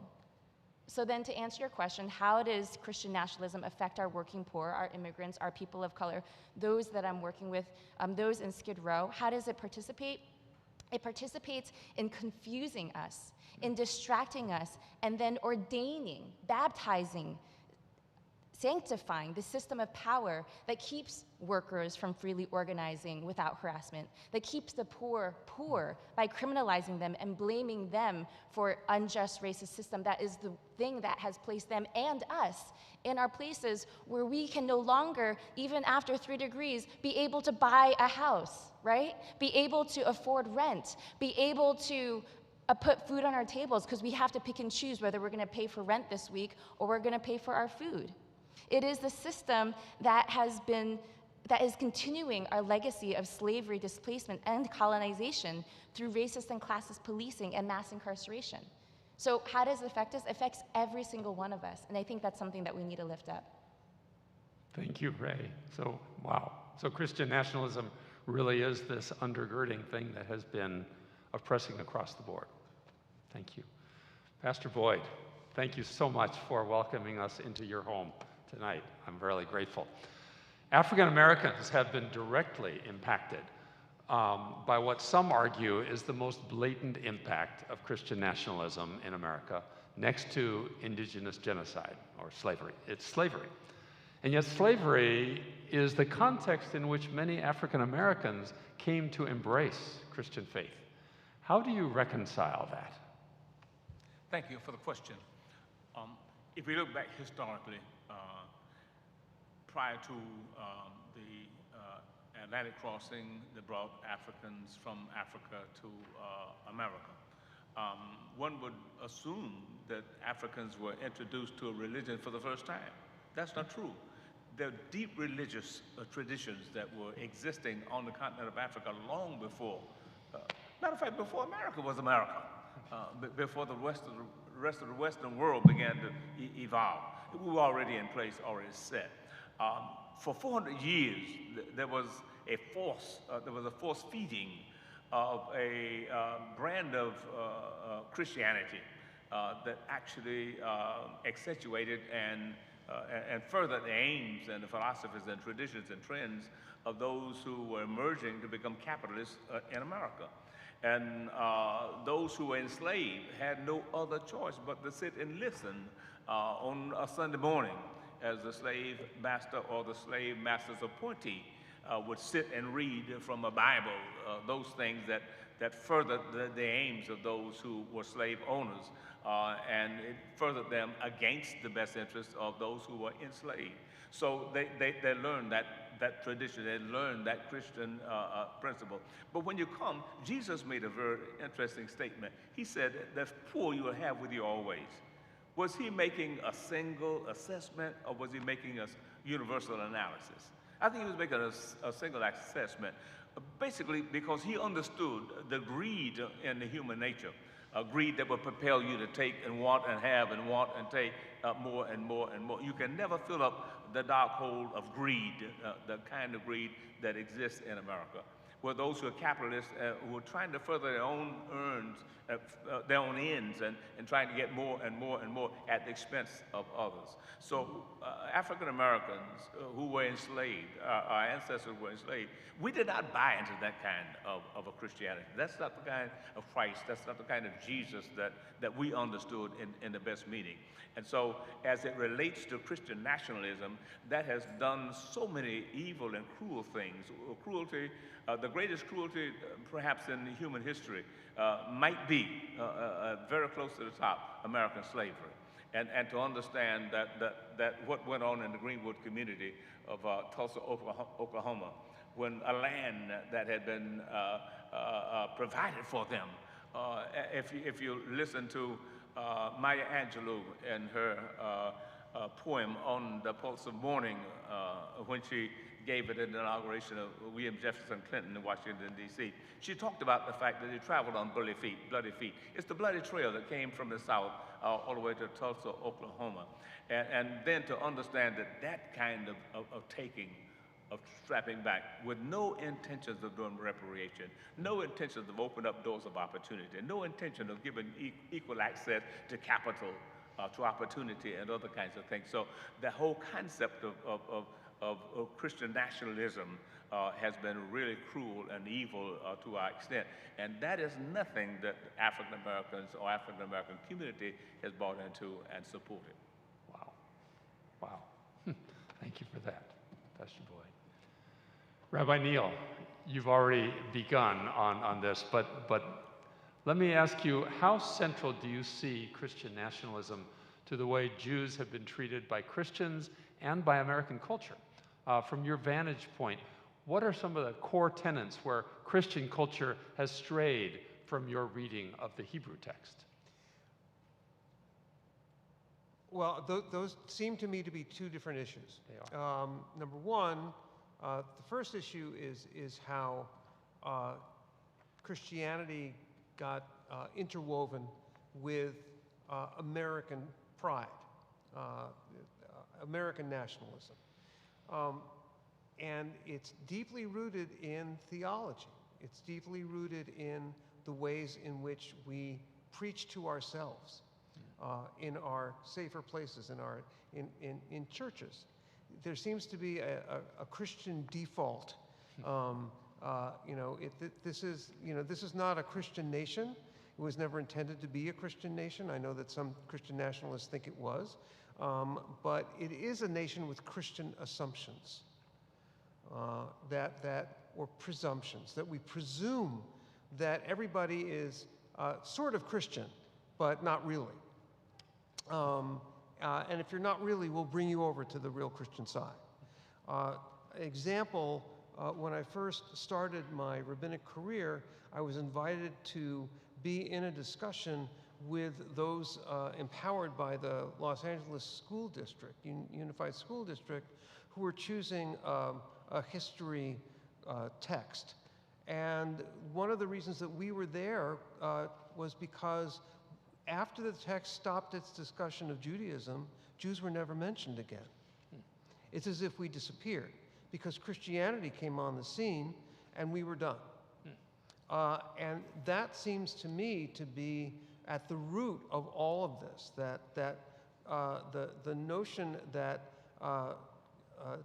Christianity came along and magically took over the covenant of the Jewish people. Well, we have a covenant with what we call divinity, which, of course, if you ask Jews what divinity is, you'll get at least as many answers as the Jews you're asking. But nonetheless, we have a relationship. It is a covenantal relationship. It's as valid as anybody else's covenantal relationship, and it wasn't usurped. It wasn't replaced. It wasn't superseded. So that really is an issue. I'll give you an example from the Bible, the book of Micah, where Micah talks about all the nations coming to the mountain of the Lord, right? The mountain is a powerful image, but a mountain is a multi-dimensional image. And if any of the slices of those dimensions are eliminated, the mountain disappears. It's not a mountain anymore.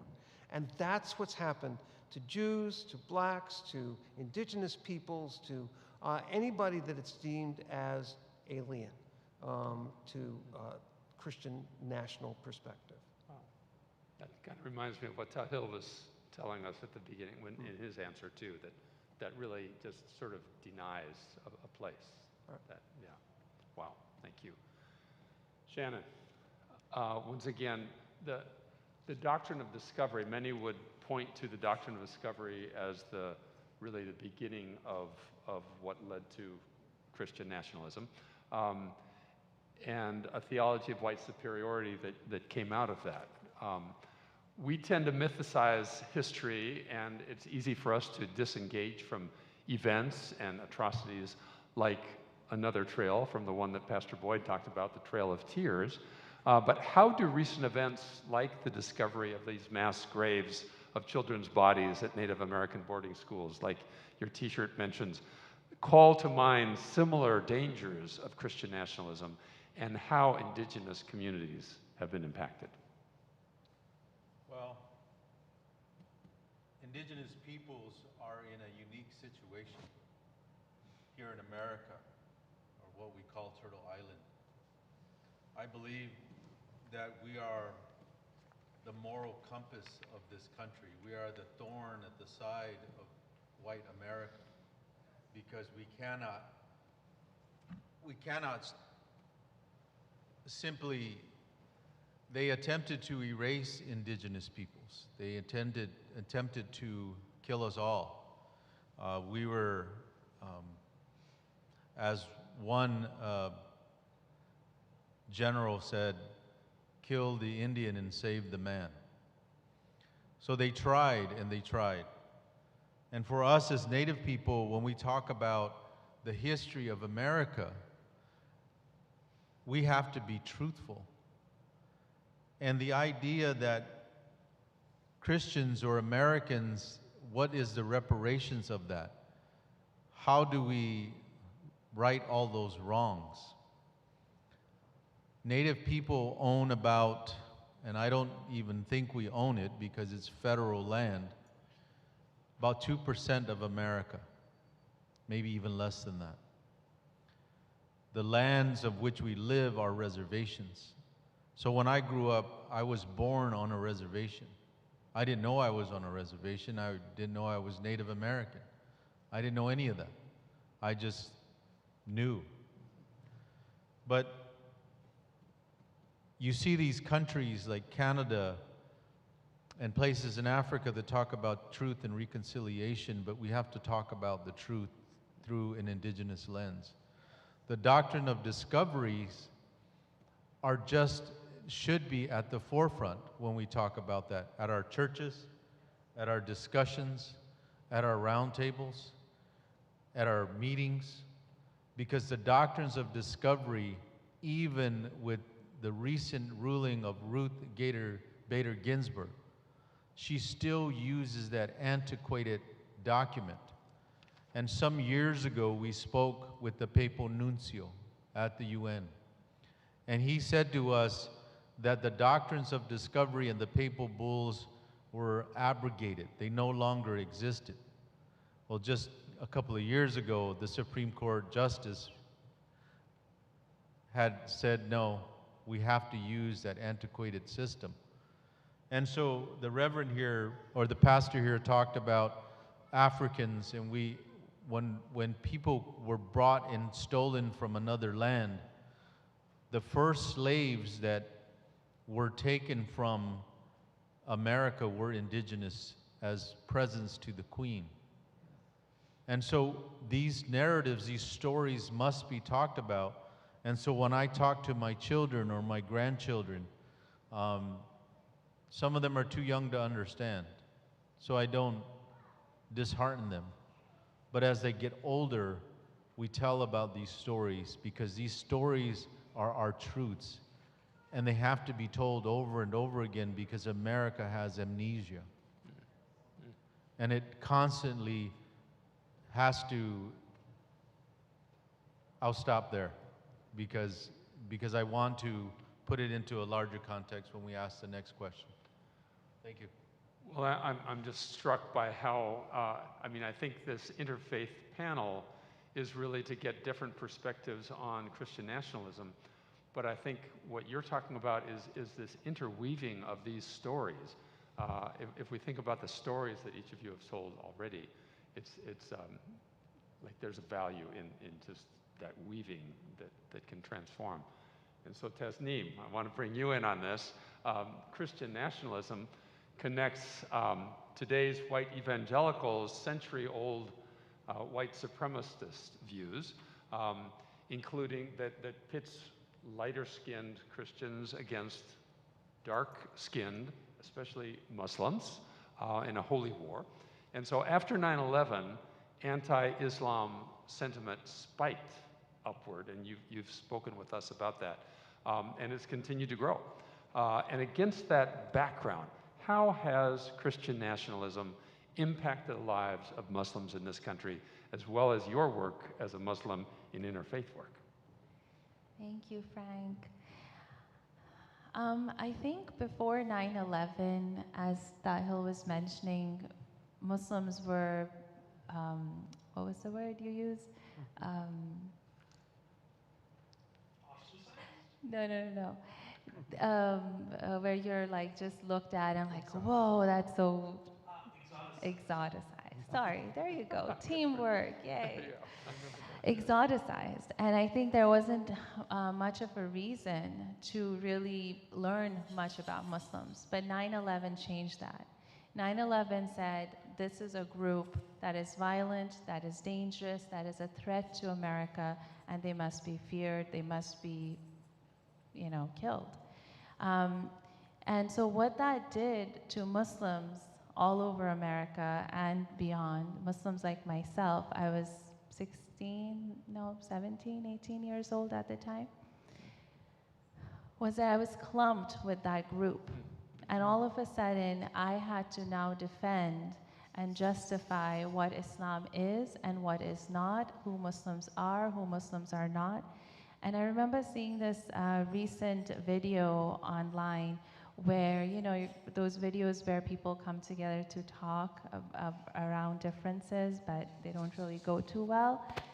In one of those videos, this white man just looked straight at a Muslim woman and said, until you denounce some of the problematic, parts of your religion and violence is baked into Islam, you're not welcome here.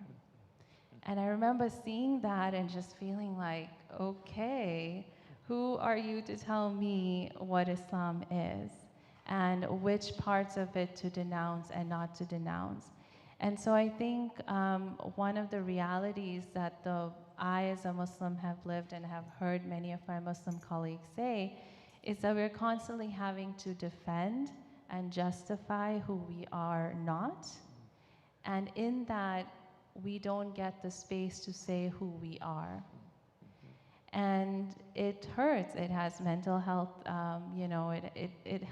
it hurts on many different levels. And I think internally within the Muslim community, something that happens as a result is that we want to be critical. We want to denounce terrorism. We want to denounce or question the things that are problematic in our own community.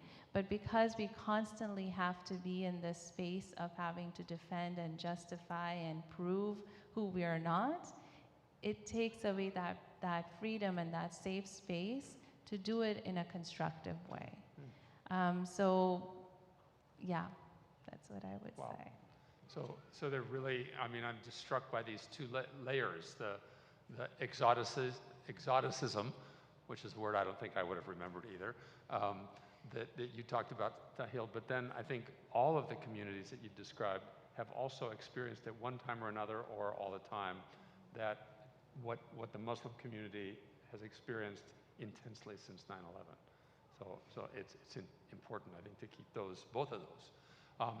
Tahil, I want to ask you sort of to follow up. How do we distinguish American Christian nationalism from other religious nationalism movements worldwide? Is it even useful to compare them? Would dialogue be helped by acknowledging that most of our religions contain some element of extreme nationalism? I think Christian nationalism is the flavor of the month. After we've experienced the flavor of Christian empire, because centuries before we've seen the impact of Christianity in the Americas, we have seen Christianity present in the form of the apostles traveling throughout various regions, including South Asia. But then we saw Christian empire through the crowns that came from Europe, who decided that their bright idea for experiencing and giving us this taste of what Christianity looks like when we have to bear the cross as non-Christians is a totally different story. It can actually be shared very much with the context of enslaved Africans and annihilated indigenous communities, where many communities around the world had to experience the direct impact of Christian empire.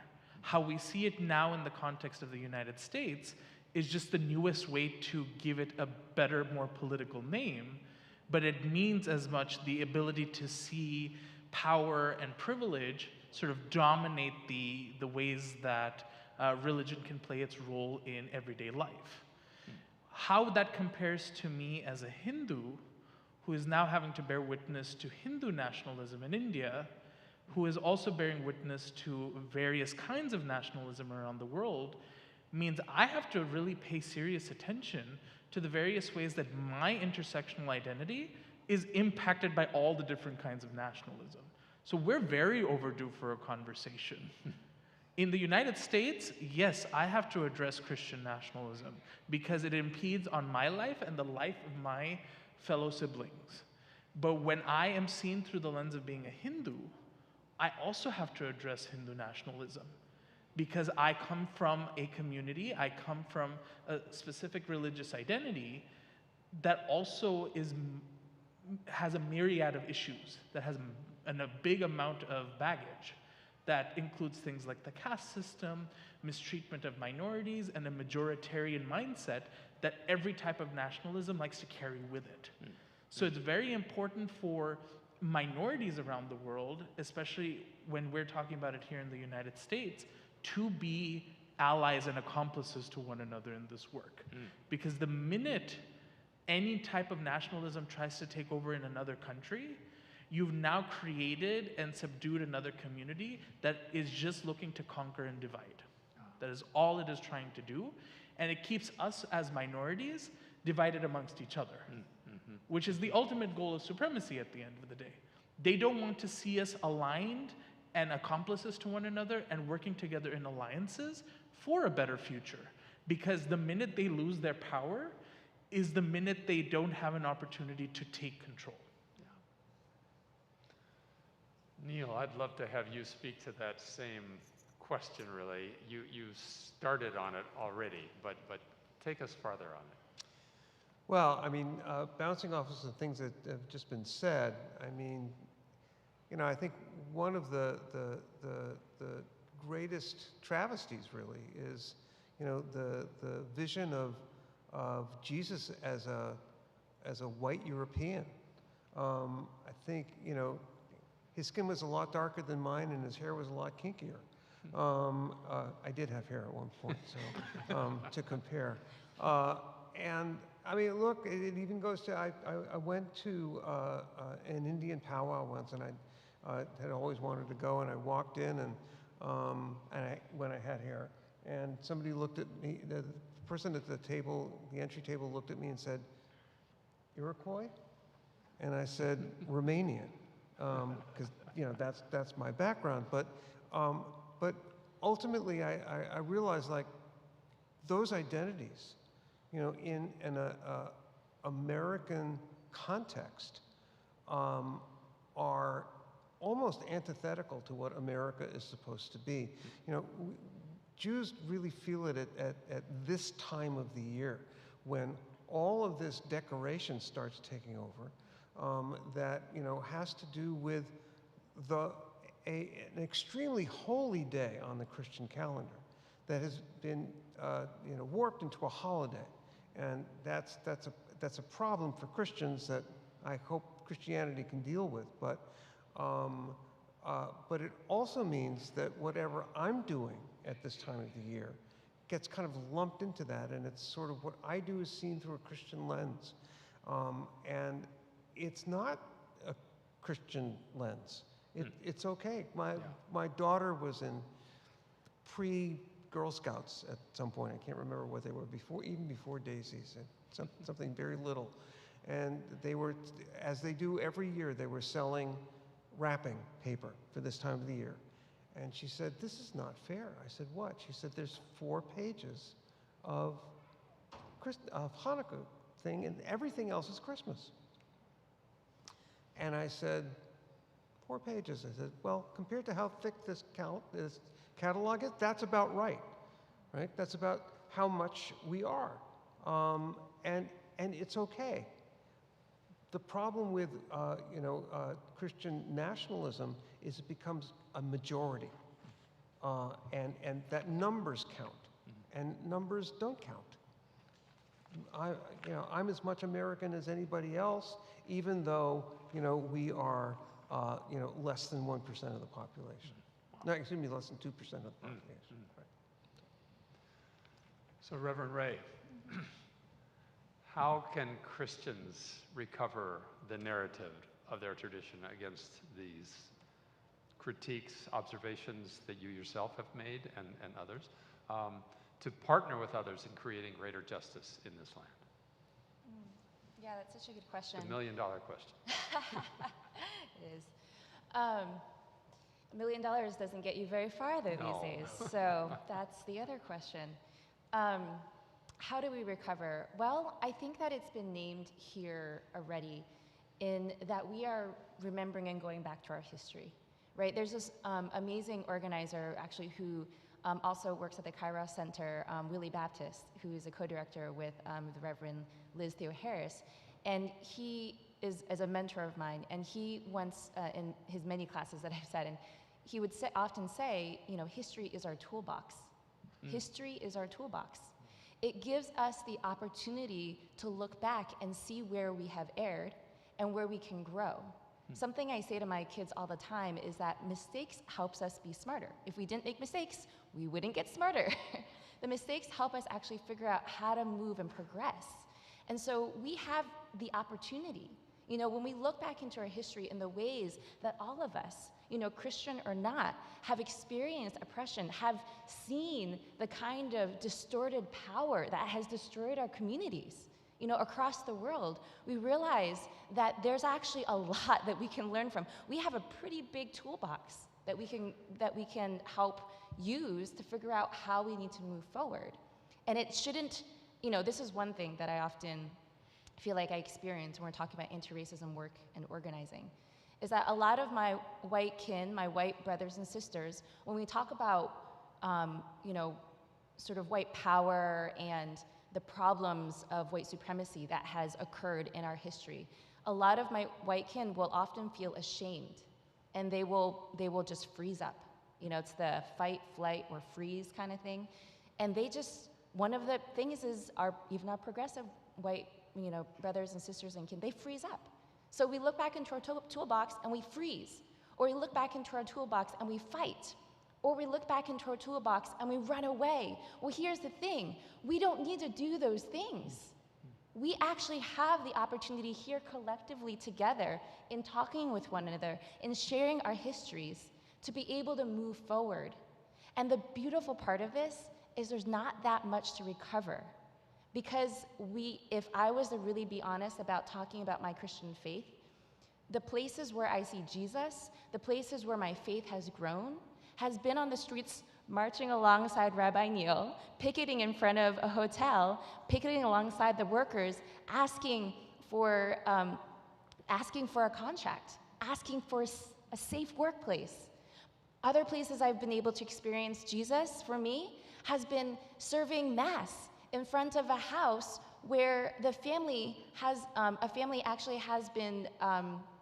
where they've been evicted, and they decided to reclaim their home.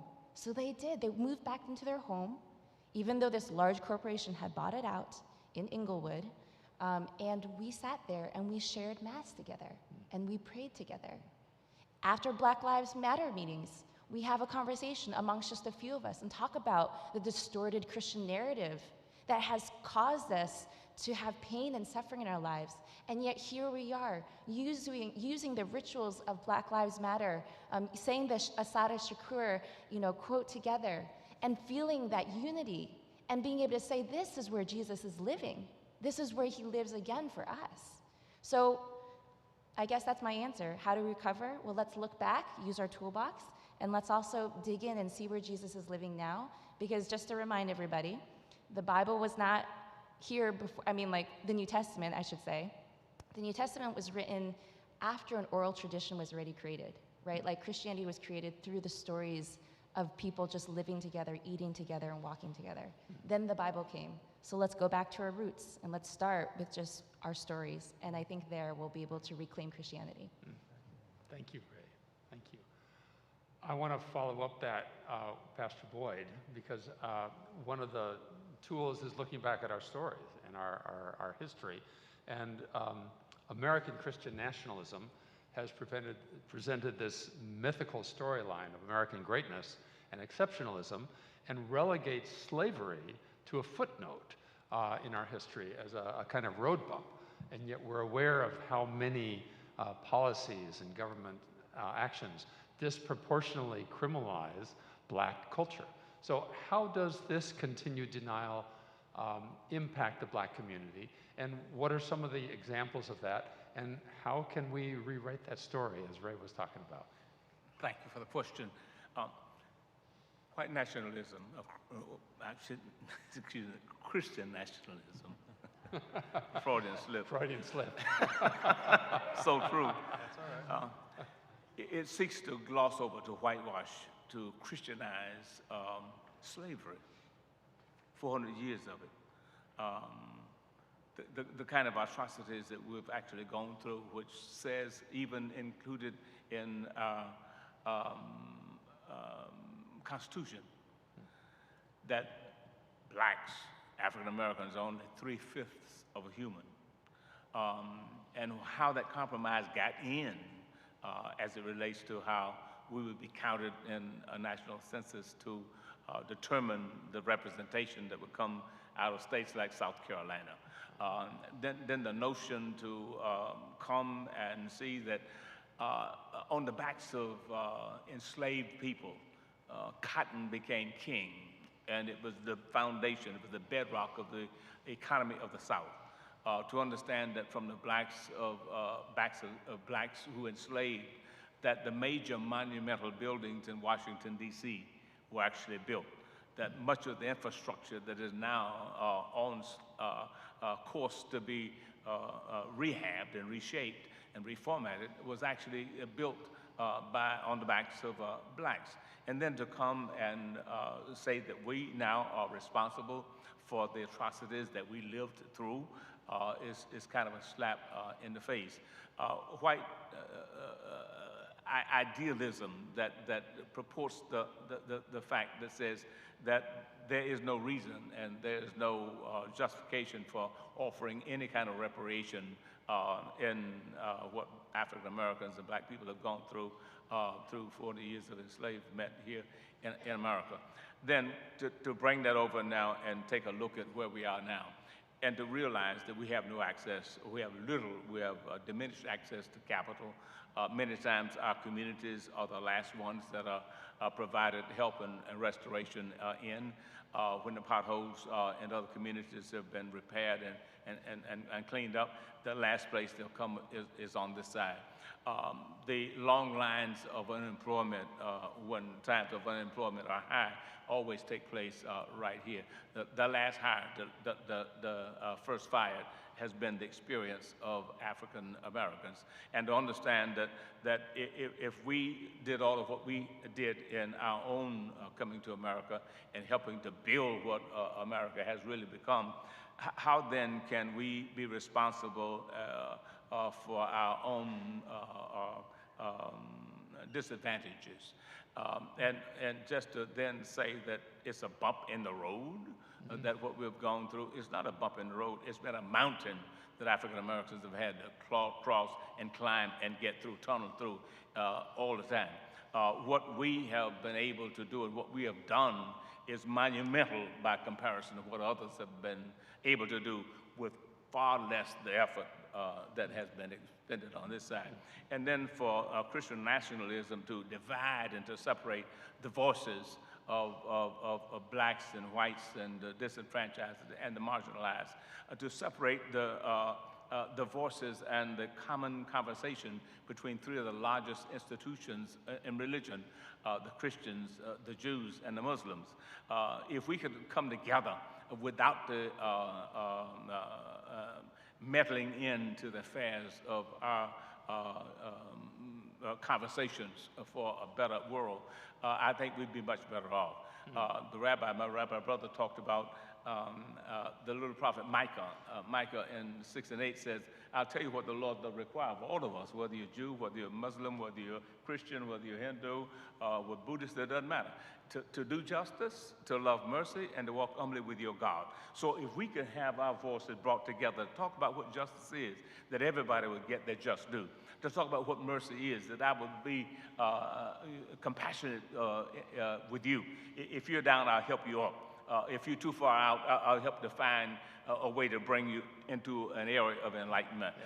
Your brokenness will be fixed by us collectively. So if we could start talking about what justice is, what mercy is, and then find a way to find God. Whether we find God as a Jew, whether we find God as a Christian, whether we find God as a Buddhist or Hindu, doesn't matter. Find God.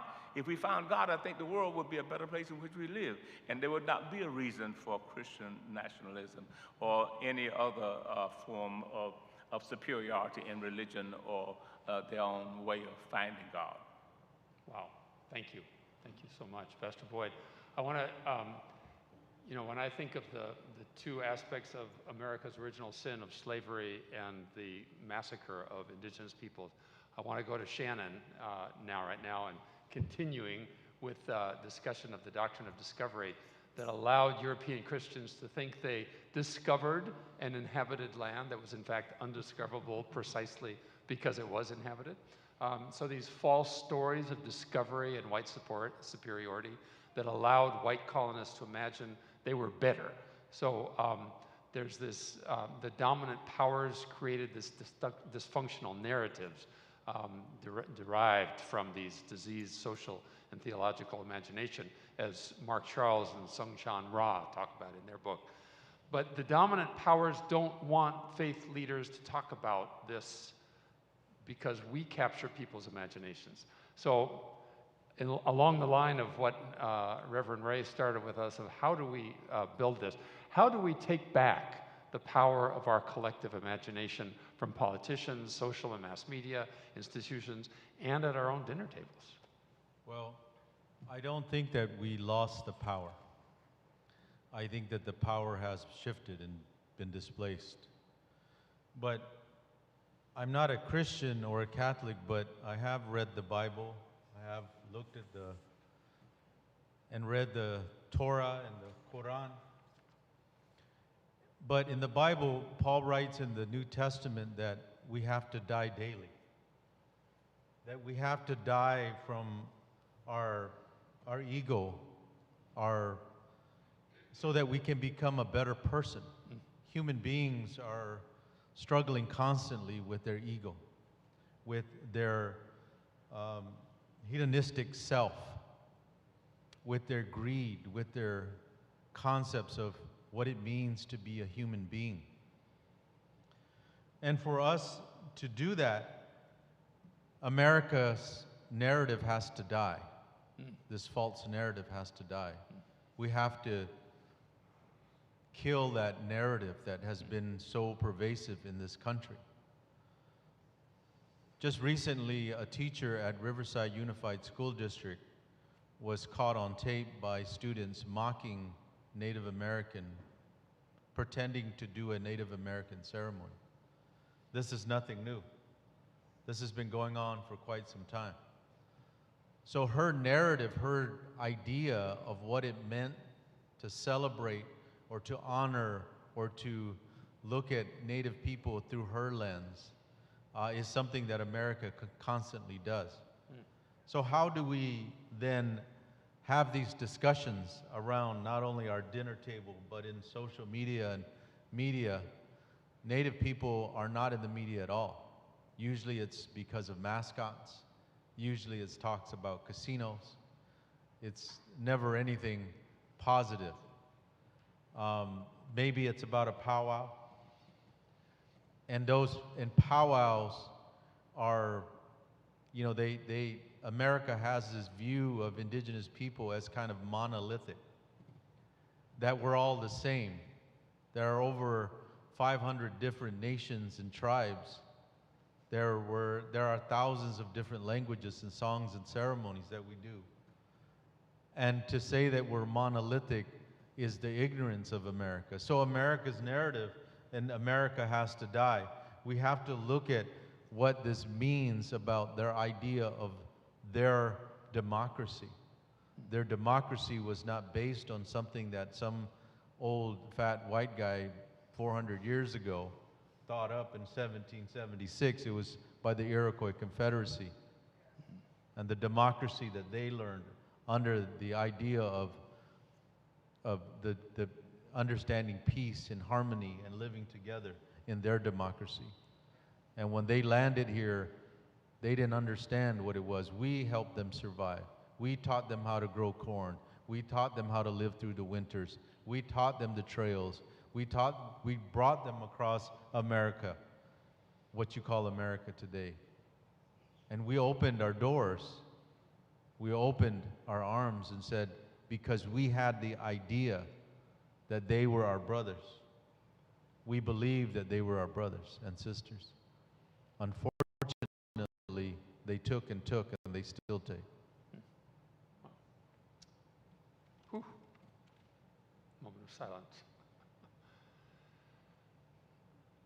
Tasneem, you have spoken about how a Christian nationalist view of religion impacts our ability to see your tradition and really individual and varied faith traditions of all of us for the complex belief systems that they are. How do you understand that, and how do you see that maybe shifting? How can it shift? What needs to happen for it to shift? For the narrative for Christian nationalism, that narrative to shift, right? Right. I mean, so that to take into account each of our faith traditions for the complex traditions that they represent, and not these stereotypes. Yes. I'm feeling called to share a verse from the Quran to answer that question the best I can. It's chapter 49, 13, verse 13, and it says, "We created you from a single male and female into different nations and tribes so that ye may get to know one another." And this is the next line is something along the lines of, this is from memory, so that's why I'm saying that, is that the best of you in the eyes of God is the one that is most righteous. And then it's translated in different ways. Arabic is a very complex language, and so different translations are the most noble, most righteous, most humble, kind, like all of those characteristics are pulled into it. So how do we capture the complexity and the beauty and the history and the pain of all our different narratives? We do it by getting to know one another. I do it by recognizing and acknowledging that the diversity is intentional. The diversity is to be appreciated. It is not a threat. Having lived in India, in Pakistan, in Dubai, and then coming here, I was exposed to differences from a very young age, and for me, that was the norm. And so to hear narratives where it's just right or wrong black or white, and there's no room for nuance, no room for, and tolerance is somehow the highest standard. To me, is mind-boggling, because I feel tolerance is a very low standard. It's the minimum standard for humanity. And unfortunately, that becomes, that's not the case. And so another, if I may say one final thought on it, Pastor Boyd, you mentioned this time I took notes, so I remember the words. You talked about the importance of finding God. And I feel like that intention, that goal of finding God should always be at the forefront. And unfortunately, that ego or that sense of connection to that national identity or an ideology takes away from that search of looking for God. And so it's important to not just tolerate differences, but to seek differences, to explore them, to be curious with them, to understand them from the way they want to be seen, not the way you think. Someone else said recently that everyone's world makes sense to them. It may make zero sense to you, but it makes sense to them. And so it's my job to understand how their world makes sense to them, so I can get to know them and hopefully continue this dialogue and this peace building and all of it, and actually be brothers, you know, and sisters. Thank you, Tasneem. So we are moving on this from looking at what Christian nationalism is, the impact it has, to what we can do, what you can do, what we all can, how we can participate. And Tahil, I want to ask you, do you see any common ground with people, our neighbors, family, who embrace or are caught up in Christian nationalism rhetoric that could serve as potential bridges for dialogue? What might Christians learn from other faith and cultural communities about relating respectfully to other cultures by considering their unique contribution? I like how the youngest person on the panel has to answer this question, because I have the least experience on this earth. I don't know if I have an answer for these questions, but I'll try my best. On the question on common ground, there's no question we have common ground. They're scared, as we fear for our lives too. They want to live in peace. We want to live our lives in peace too. We both shed blood. We both tread on the same earth. There's a kind of an inseparable reality that we have common ground with them. And that for me is morally foundational to my faith traditions as a Hindu and a Sikh, that both remind me that, oh, not only do you share creation with them, you're mutually responsible for them. You don't have a choice. You don't get to define suddenly who is on your side and who isn't. And there's a scripture from the Maha Upanishad that says, it's ignorant for you to say one person is an other in your eyes and one person belongs to you, because the whole universe is your family. Living in that mindset actually requires us to do a lot. But if we're going to engage in dialogue with folks that think that we are less than them, it's a non-starter. So first, what people have to do is see us as their equals if they're going to start a conversation. Second, when you ask a question, don't answer the question you're about to ask me with your assumptions. You might have compartmentalized me in your head, but that doesn't mean I'm a part of the same experience as you are, or that you understand because I come from a certain community or identity. Third, when I am talking, you shut up. You let me say my whole story, and don't expect to immediately respond to it, because I'm not here for a debate about my livelihood or my dignity or my rights. I'm allowed to own that story, and you have to listen to it completely. And four, to be able to engage in all of this at the end of the day means I also have to show up for you after this whole conversation is done. That means I have to go with Tasneem and go try to build relationships with faith communities I haven't met before. That means I have to sit with Shannon and hear about the perils and the necessities of indigenous communities that are still struggling after centuries of pain. This is me showing up to FAME and working with Pastor Boyd on talking about voting rights. And it's meant marching with Rabbi Neal against GeoCorps because of the treatment of those families that have been separated at the border. If I'm living out my Hinduism, I don't have to read on their head to see if they're Hindus also. They are my responsibility. Because what we're striving for is not just tolerance or mutual respect, it's mutual abundance. And it takes a lot of energy and a lot of effort to do that.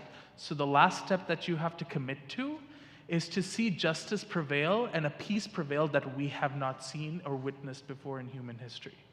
Okay. Thank you, Tahil. Thank you. I want to ask Neil. You've talked a lot about the dominant voices in this country and history. The flamboyant voices are now often the ones that get heard, and social media has made that worse. As people on the ground working with people of faith in their everyday lives, how do we overpower those voices and empower our people? Well, I think that one of the things that happens in media is that they get attracted by the most flamboyant. That, you know, what will sell, what will attract people to listen to them. And unfortunately, the way it happens now, I want to echo something that Tahil was just talking about, which is that they feed into people's fear. And fear is the easiest thing to generate, so it's inexpensive in that sense, right? It's cheap. You can always generate fear, and you know it's not just it's not surprising to me that in Charlottesville the white supremacists, you know, may have been Christian nationalists, I'm not sure, you know, said Jews will not replace us, right? They're afraid of everybody here, that we will replace them. And that has become the you know, story after story after story in the news, story after story after story in the media as to which group is coming up and which group is going, you know, that's what these trials that we're watching now are all about. You know, are blacks going to win or are whites going to win, and so on and so forth. And if we are going to live within God, if we are going to live within divinity and see ourselves that way, and try to understand what it is to be there, rather than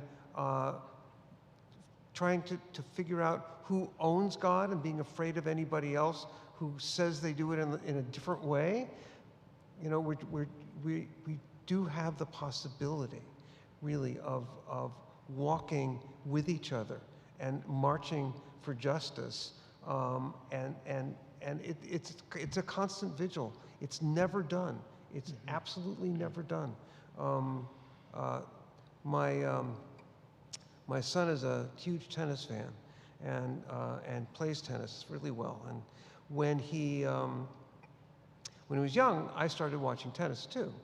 And one of my favorite people became Michael Chang, who was not as tall as all the other tennis players, but he had, you know, thighs like tree trunks, right? And he was infamous for chasing every ball down, right? And somebody finally cornered him and said, "Why do you do that? Why do you go after these balls that nobody could catch?" And he said, "Because I never want to leave the court feeling like I didn't try." And that's what we have to do. That no matter how much fear and how much hate is coming our way, we have to try. We have to try and expand, calm it down, and make a better world.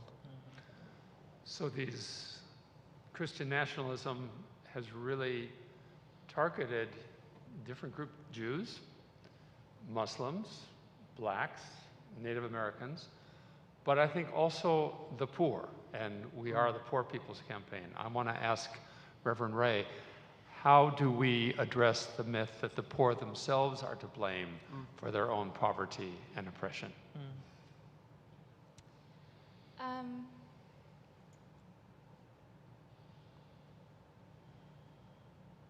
Organize, organize, organize.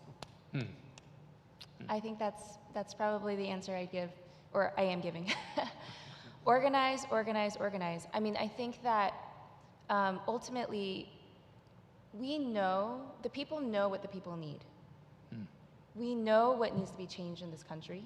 We know what we need to be able to make sure we have food on the table. We know what we need to be able to make sure everybody has a home, that everyone has an education, that everyone is able to live with dignity and respect.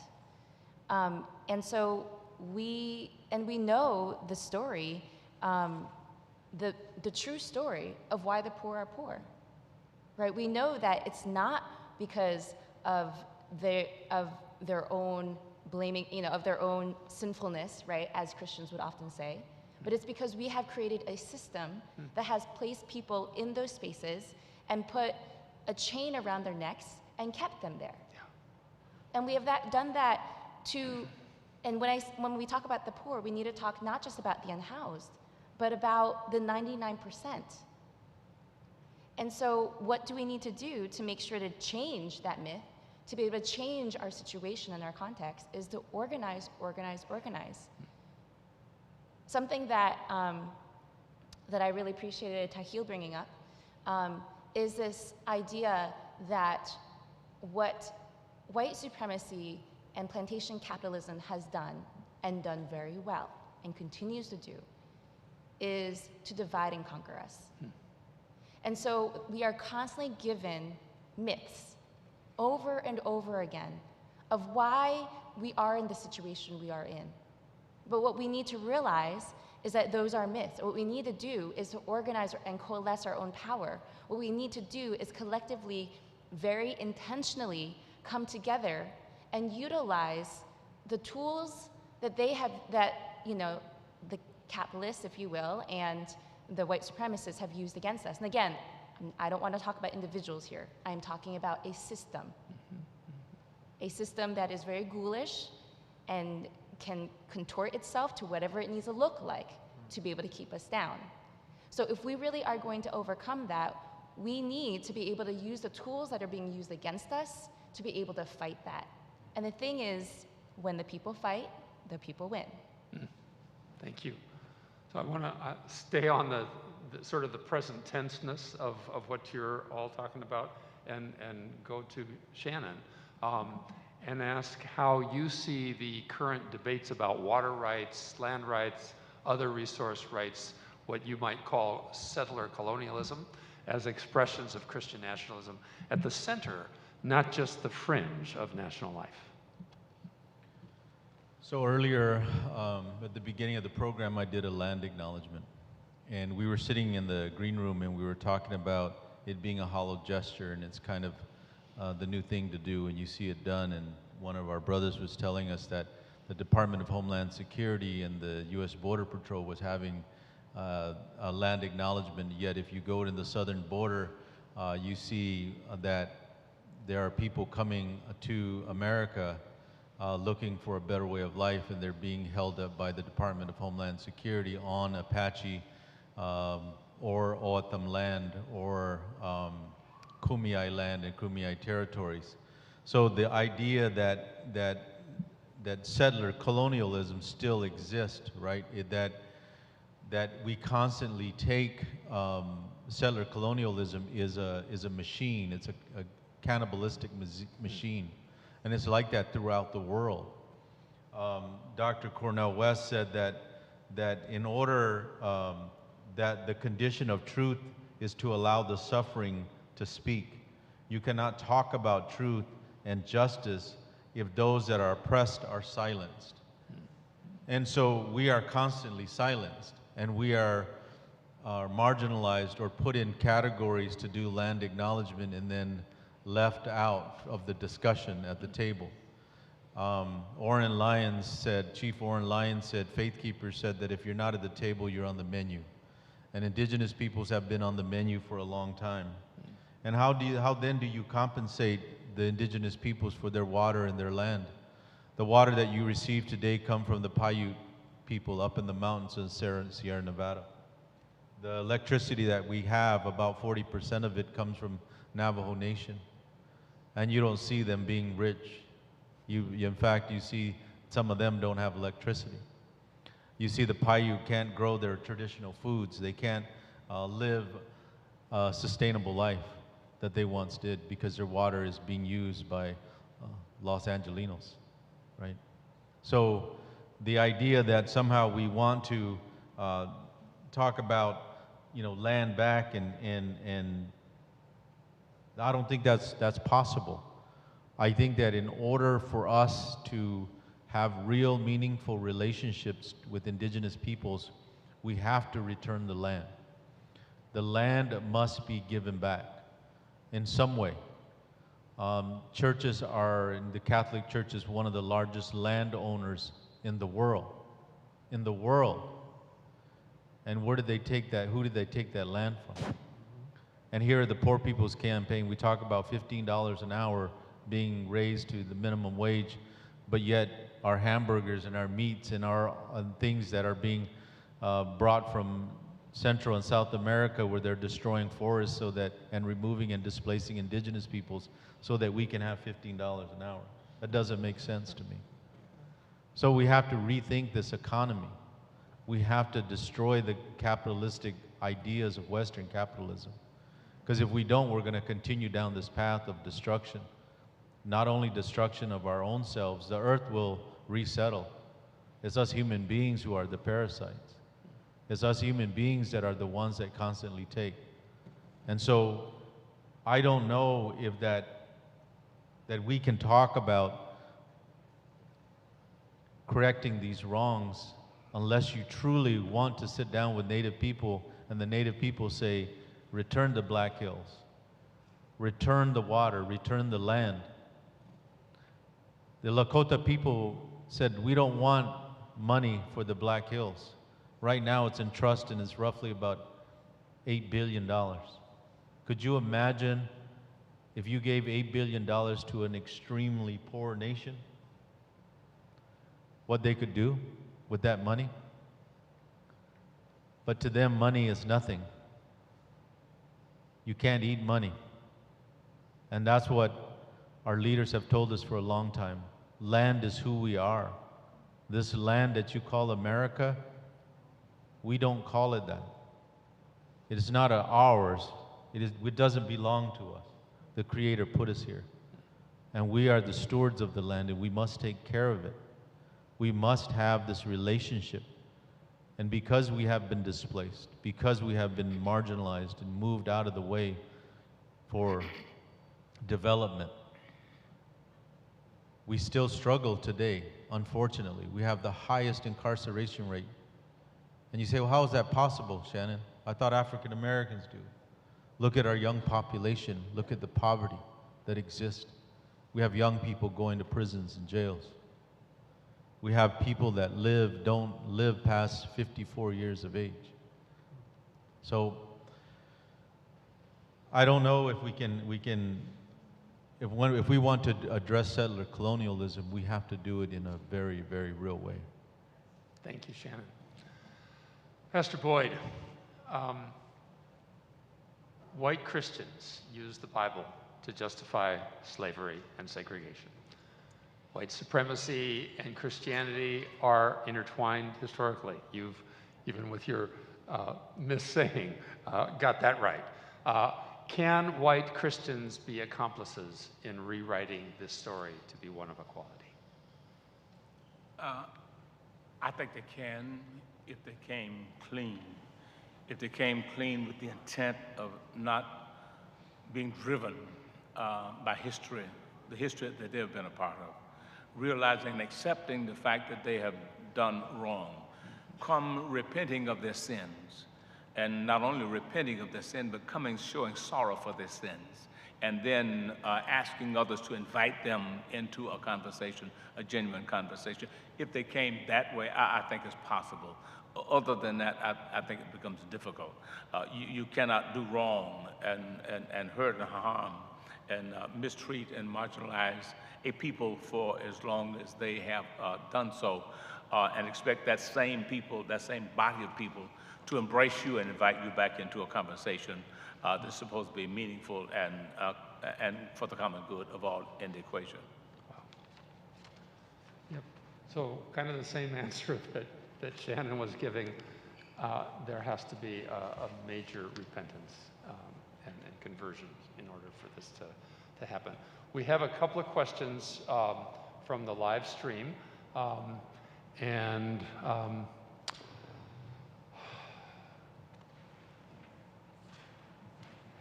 So let me ask this one. Have the concepts of common sense and finding common cause been extinguished from society in the USA? Would one of you like to take that one? Can you repeat that one more time?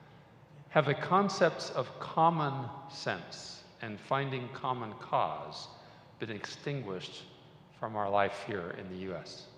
Has that been sort of taken out of the conversation of society? I think trying to find common cause is not really something you would, in my estimation, put into the context of common sense. Common means it's available to all. If it was common, everybody would have it. Since everybody does not have it, it means it's not common. But if you want to try and find a way to create critical mass around a common aim and helping to pull together the narrative, a different narrative, and creating a different narrative to bring all of us to the table. I think it would be an excellent way to do that. So yes, I believe it can, but I just have a problem with understanding how that common sense adds into the common cause. Got it. Yeah. There's this saying that common sense is not so common. And I think it's because common sense has been replaced by common convenience. Your justice is your justice, my justice is an inconvenience, your rights are your rights, my rights are an inconvenience, so on and so forth. So I would say that about that. I think about, what was the other one? Common sense and common cause.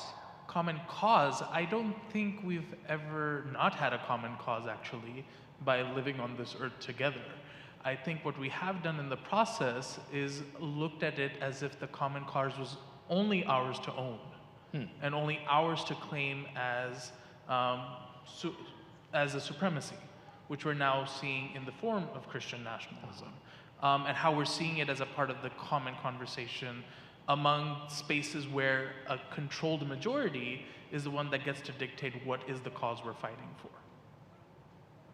Thank you, Tahil. So we need to finish up here, but I want to thank the panel, and I want to say something about the whole conversation, because this was anything but optimistic, but I think it was very hopeful. And I had an experience last week of listening to Mary Nichols, who had just come back from Glasgow, and she was not optimistic at all, but she was hopeful. And I feel like the 6 of you sitting here are the hope. More than what we said, it's who you are and the fact that we are having this conversation. So thank you for giving yourselves, for being who you are, here in the panel, but mostly in your lives that I know goes on outside in those marches, in front of those hotels, in front of those businesses. Let's give a hand to this panel. Colleen, are you going to finish up for us? While Colleen is coming, may I take a swipe at offering a common appreciation for you and for your efforts and for the efforts of the Poor People's Campaign in convening this conversation. Thank you.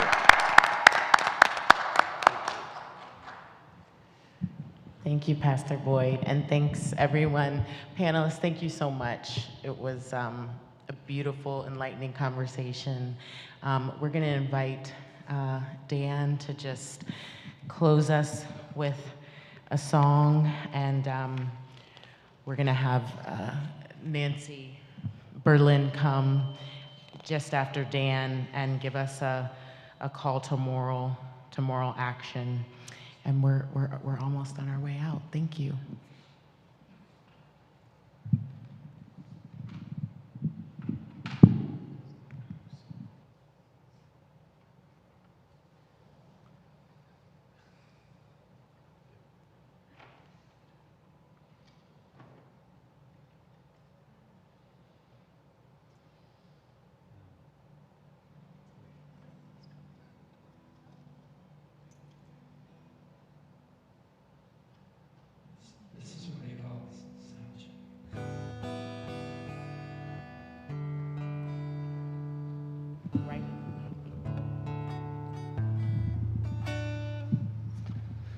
Yeah, my name is Dan, and that was really an interesting panel discussion. I'd like to say how the mention of the 99% kind of this song kind of has that theme. So I think the future is to unite. The struggle is the haves against the have-nots. And the have-nots always lose because they're divided. Now the struggle is this mic stand. Well, I think it's okay. Okay.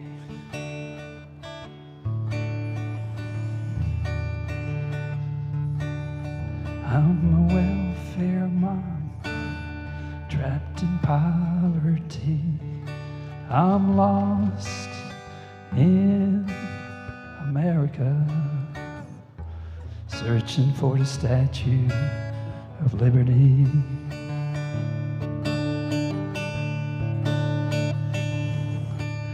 And I'm a senior citizen, can't afford the meds I need. I'm lost in America, searching for the Statue of Liberty.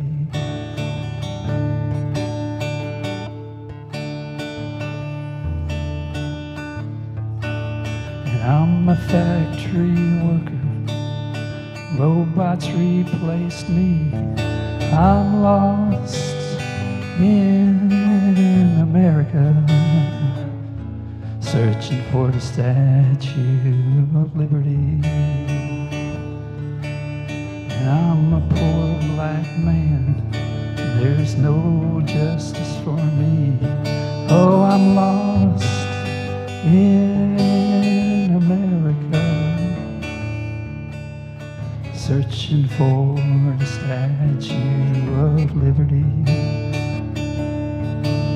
And I'm a Vietnam vet, I'm living on the streets. Oh, I'm lost in America, searching for the Statue of Liberty. And I'm a ghetto youth, odds are prison for me. Oh, I'm lost in America, searching for the Statue of Liberty.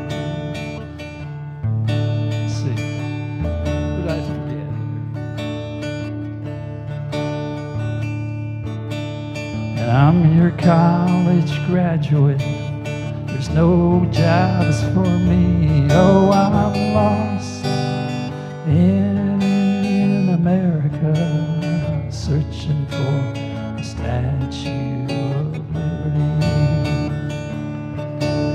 And I am the millions that are not part of the American dream. And we're lost in America, searching for the Statue of Liberty. And with chains broken at your feet, Against tyranny you stand so strong. And we, the tired, wretched, and poor, pray, oh we pray, we'll find you once more. For your promise of America for us all. Oh, we're lost in America. We're lost in America. We're lost in America. Searching for the Statue of Liberty. Searching for the Statue of Liberty. And where are you, my Statue of Liberty?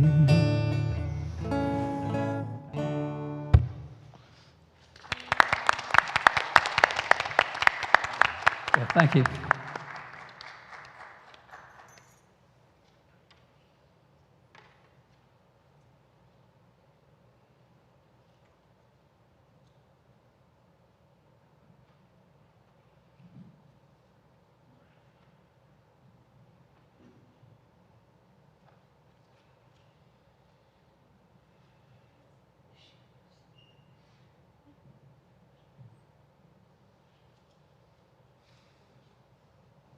Thank you all for being here this evening.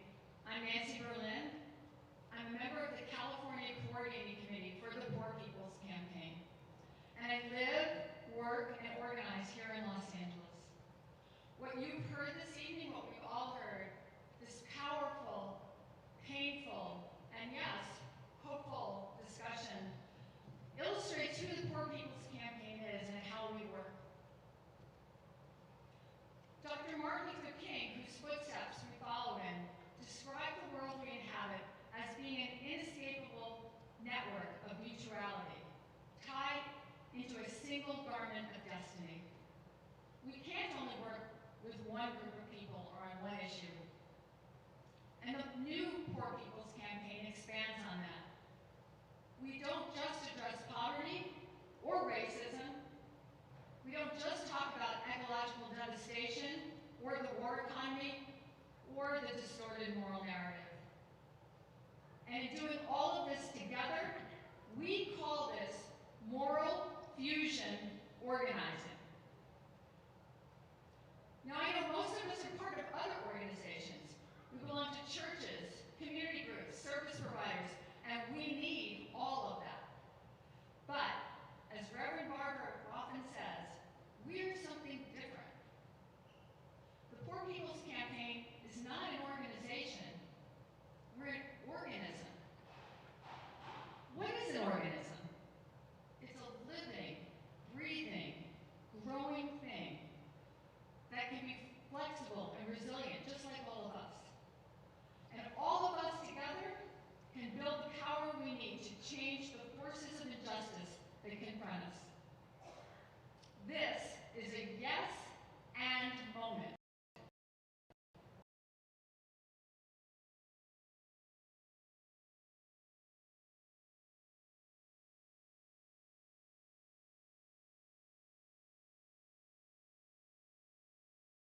What you're doing, and yes, join our movement where all of us can come together.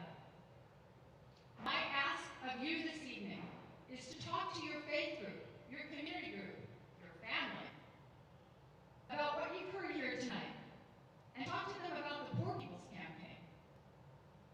Talk to them and talk to us as we partner together and how we can join forces.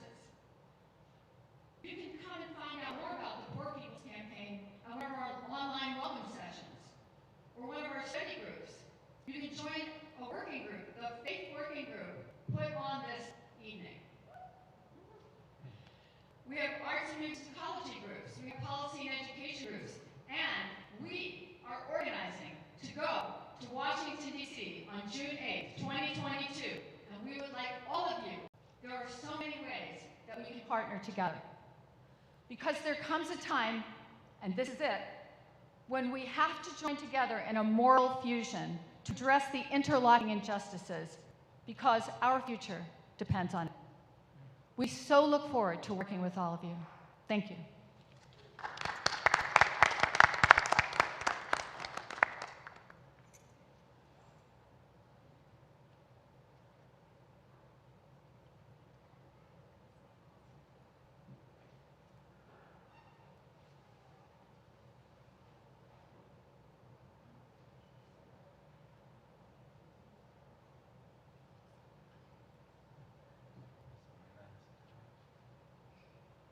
Thank you. And to close us out, I would like to introduce Najiba.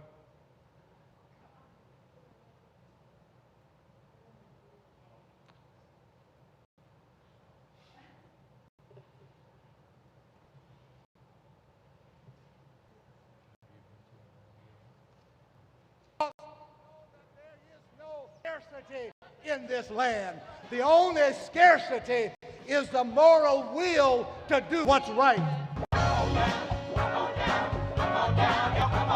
We welcome you to the launch of the Mass Poor People's Low Wage Assembly and Moral March on Washington, D.C., June 18, 2022. We are a new, unsettling force, and we are powerful.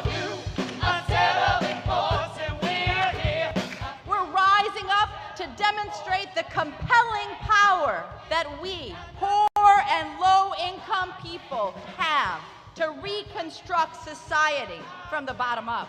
And we need to do it with the loudest voices possible, the biggest actions possible. Because we know that there is no scarcity in this land. The only scarcity is the moral will to do what's right. Hold on, just a little while longer.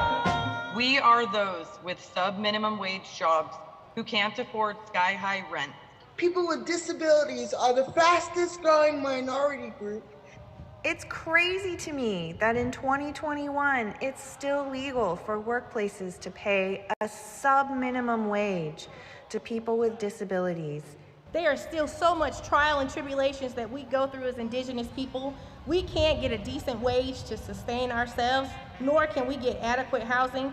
Veterans across this nation say enough is enough. We can't pat essential workers on the back on one day and then cut their health care the next day. Health is a political choice. What more do I need to do to prove that my voice is just as valuable as anyone else's? There are still forces in denial that would try to slow walk our transition to a clean economy and a just future for us all. We have an immoral system run by immoral people.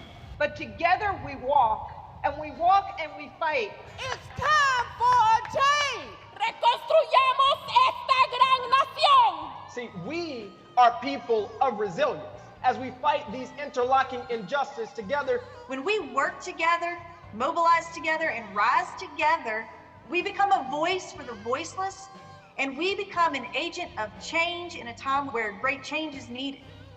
We need the third reconstruction to ensure that deaf people, people with disabilities, and all people can have the right to live and to thrive. We know what they are doing, but the question is, what are we going to do? Reconstruction begins when we change our mentality and say it's time for you to get your foot off of my neck.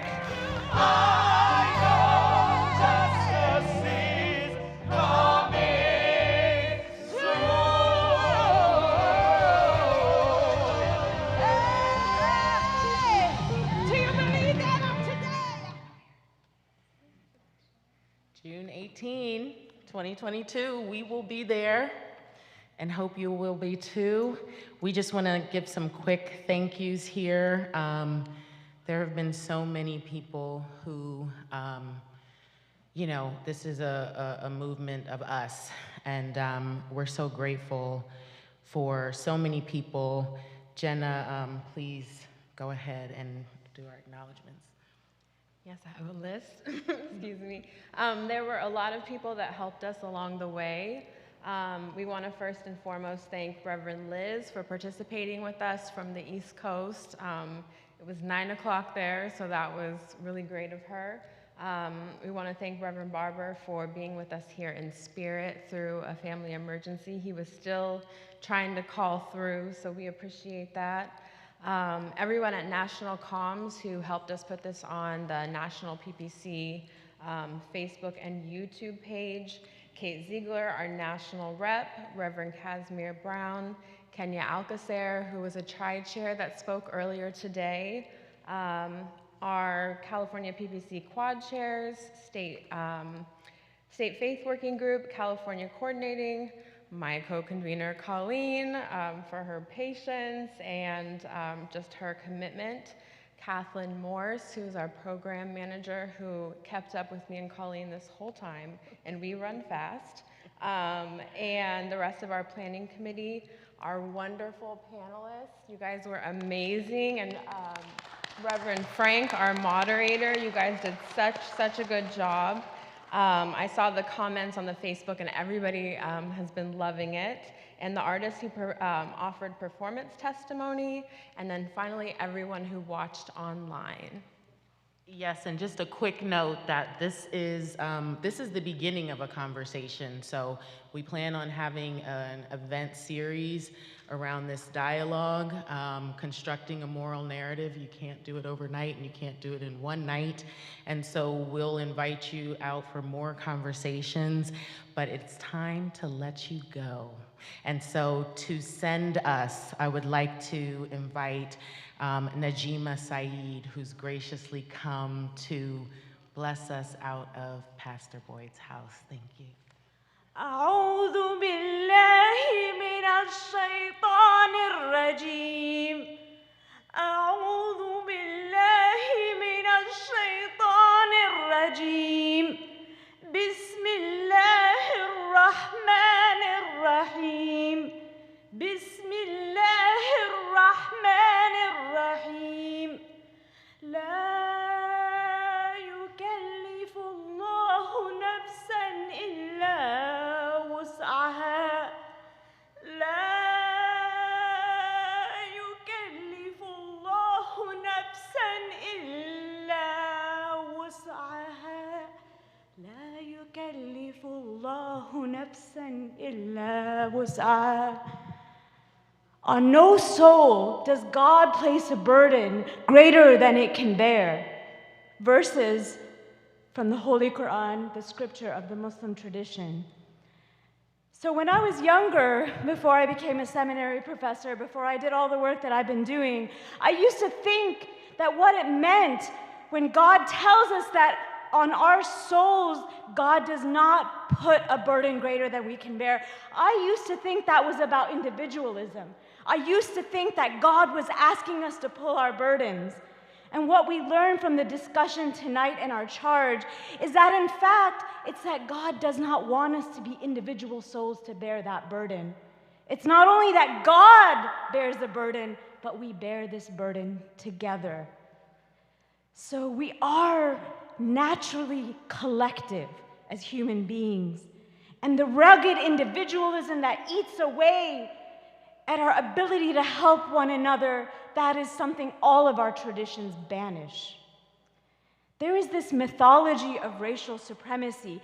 That mythology of racial supremacy is actually built to give a hierarchy of individualism and separation between people. So what we are saying tonight is, go to your traditions, whether you are religious, whether you are spiritual, whether you are moral, whether you are secular humanist. What in your moral code and creed interrogates the notion of this mythology of supremacy? That I am greater than you based on the color of my skin, based on my religious tradition. In my tradition, the Muslim tradition, God gives each of us dignity. Karama, yakramakum. God gives us dignity. It is not granted by another human being. In our tradition, each child in the mother's womb is greeted by the breath of God, and that is the source of dignity. So when people are poor, it is not that their dignity is taken from them. They are still dignified. The greatest teachers of all of our traditions, whether it was Buddha, whether it was those from the Hindu tradition like Gandhiji, whether it was those like the Sikh tradition where the langar meal is served, whether it was Jesus himself, in all of our traditions we walked with those who had less, not because they were less than, but actually because they are more holy, because that is the burden that God has chosen for them. But we walk with each other. And it is up to us as people of moral compulsion, people of religious and spiritual and whatever tradition you come from. As we said, this is not just a place for people who have religious background.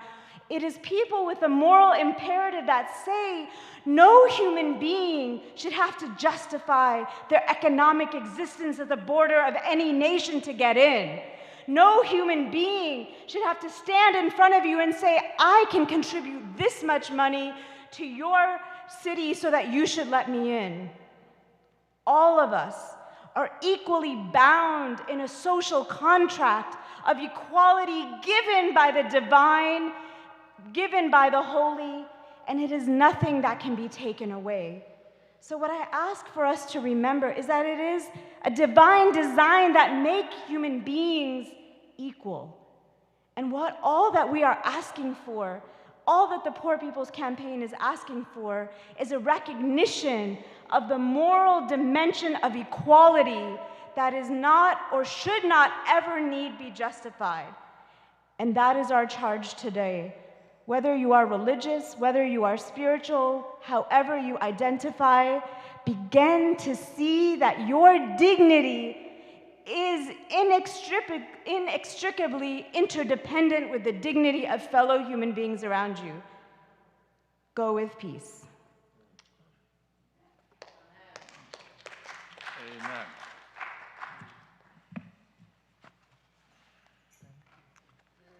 Good. Thank you so much, Frank. Thank you, guys. Thank you. Excellent. Good night, everyone.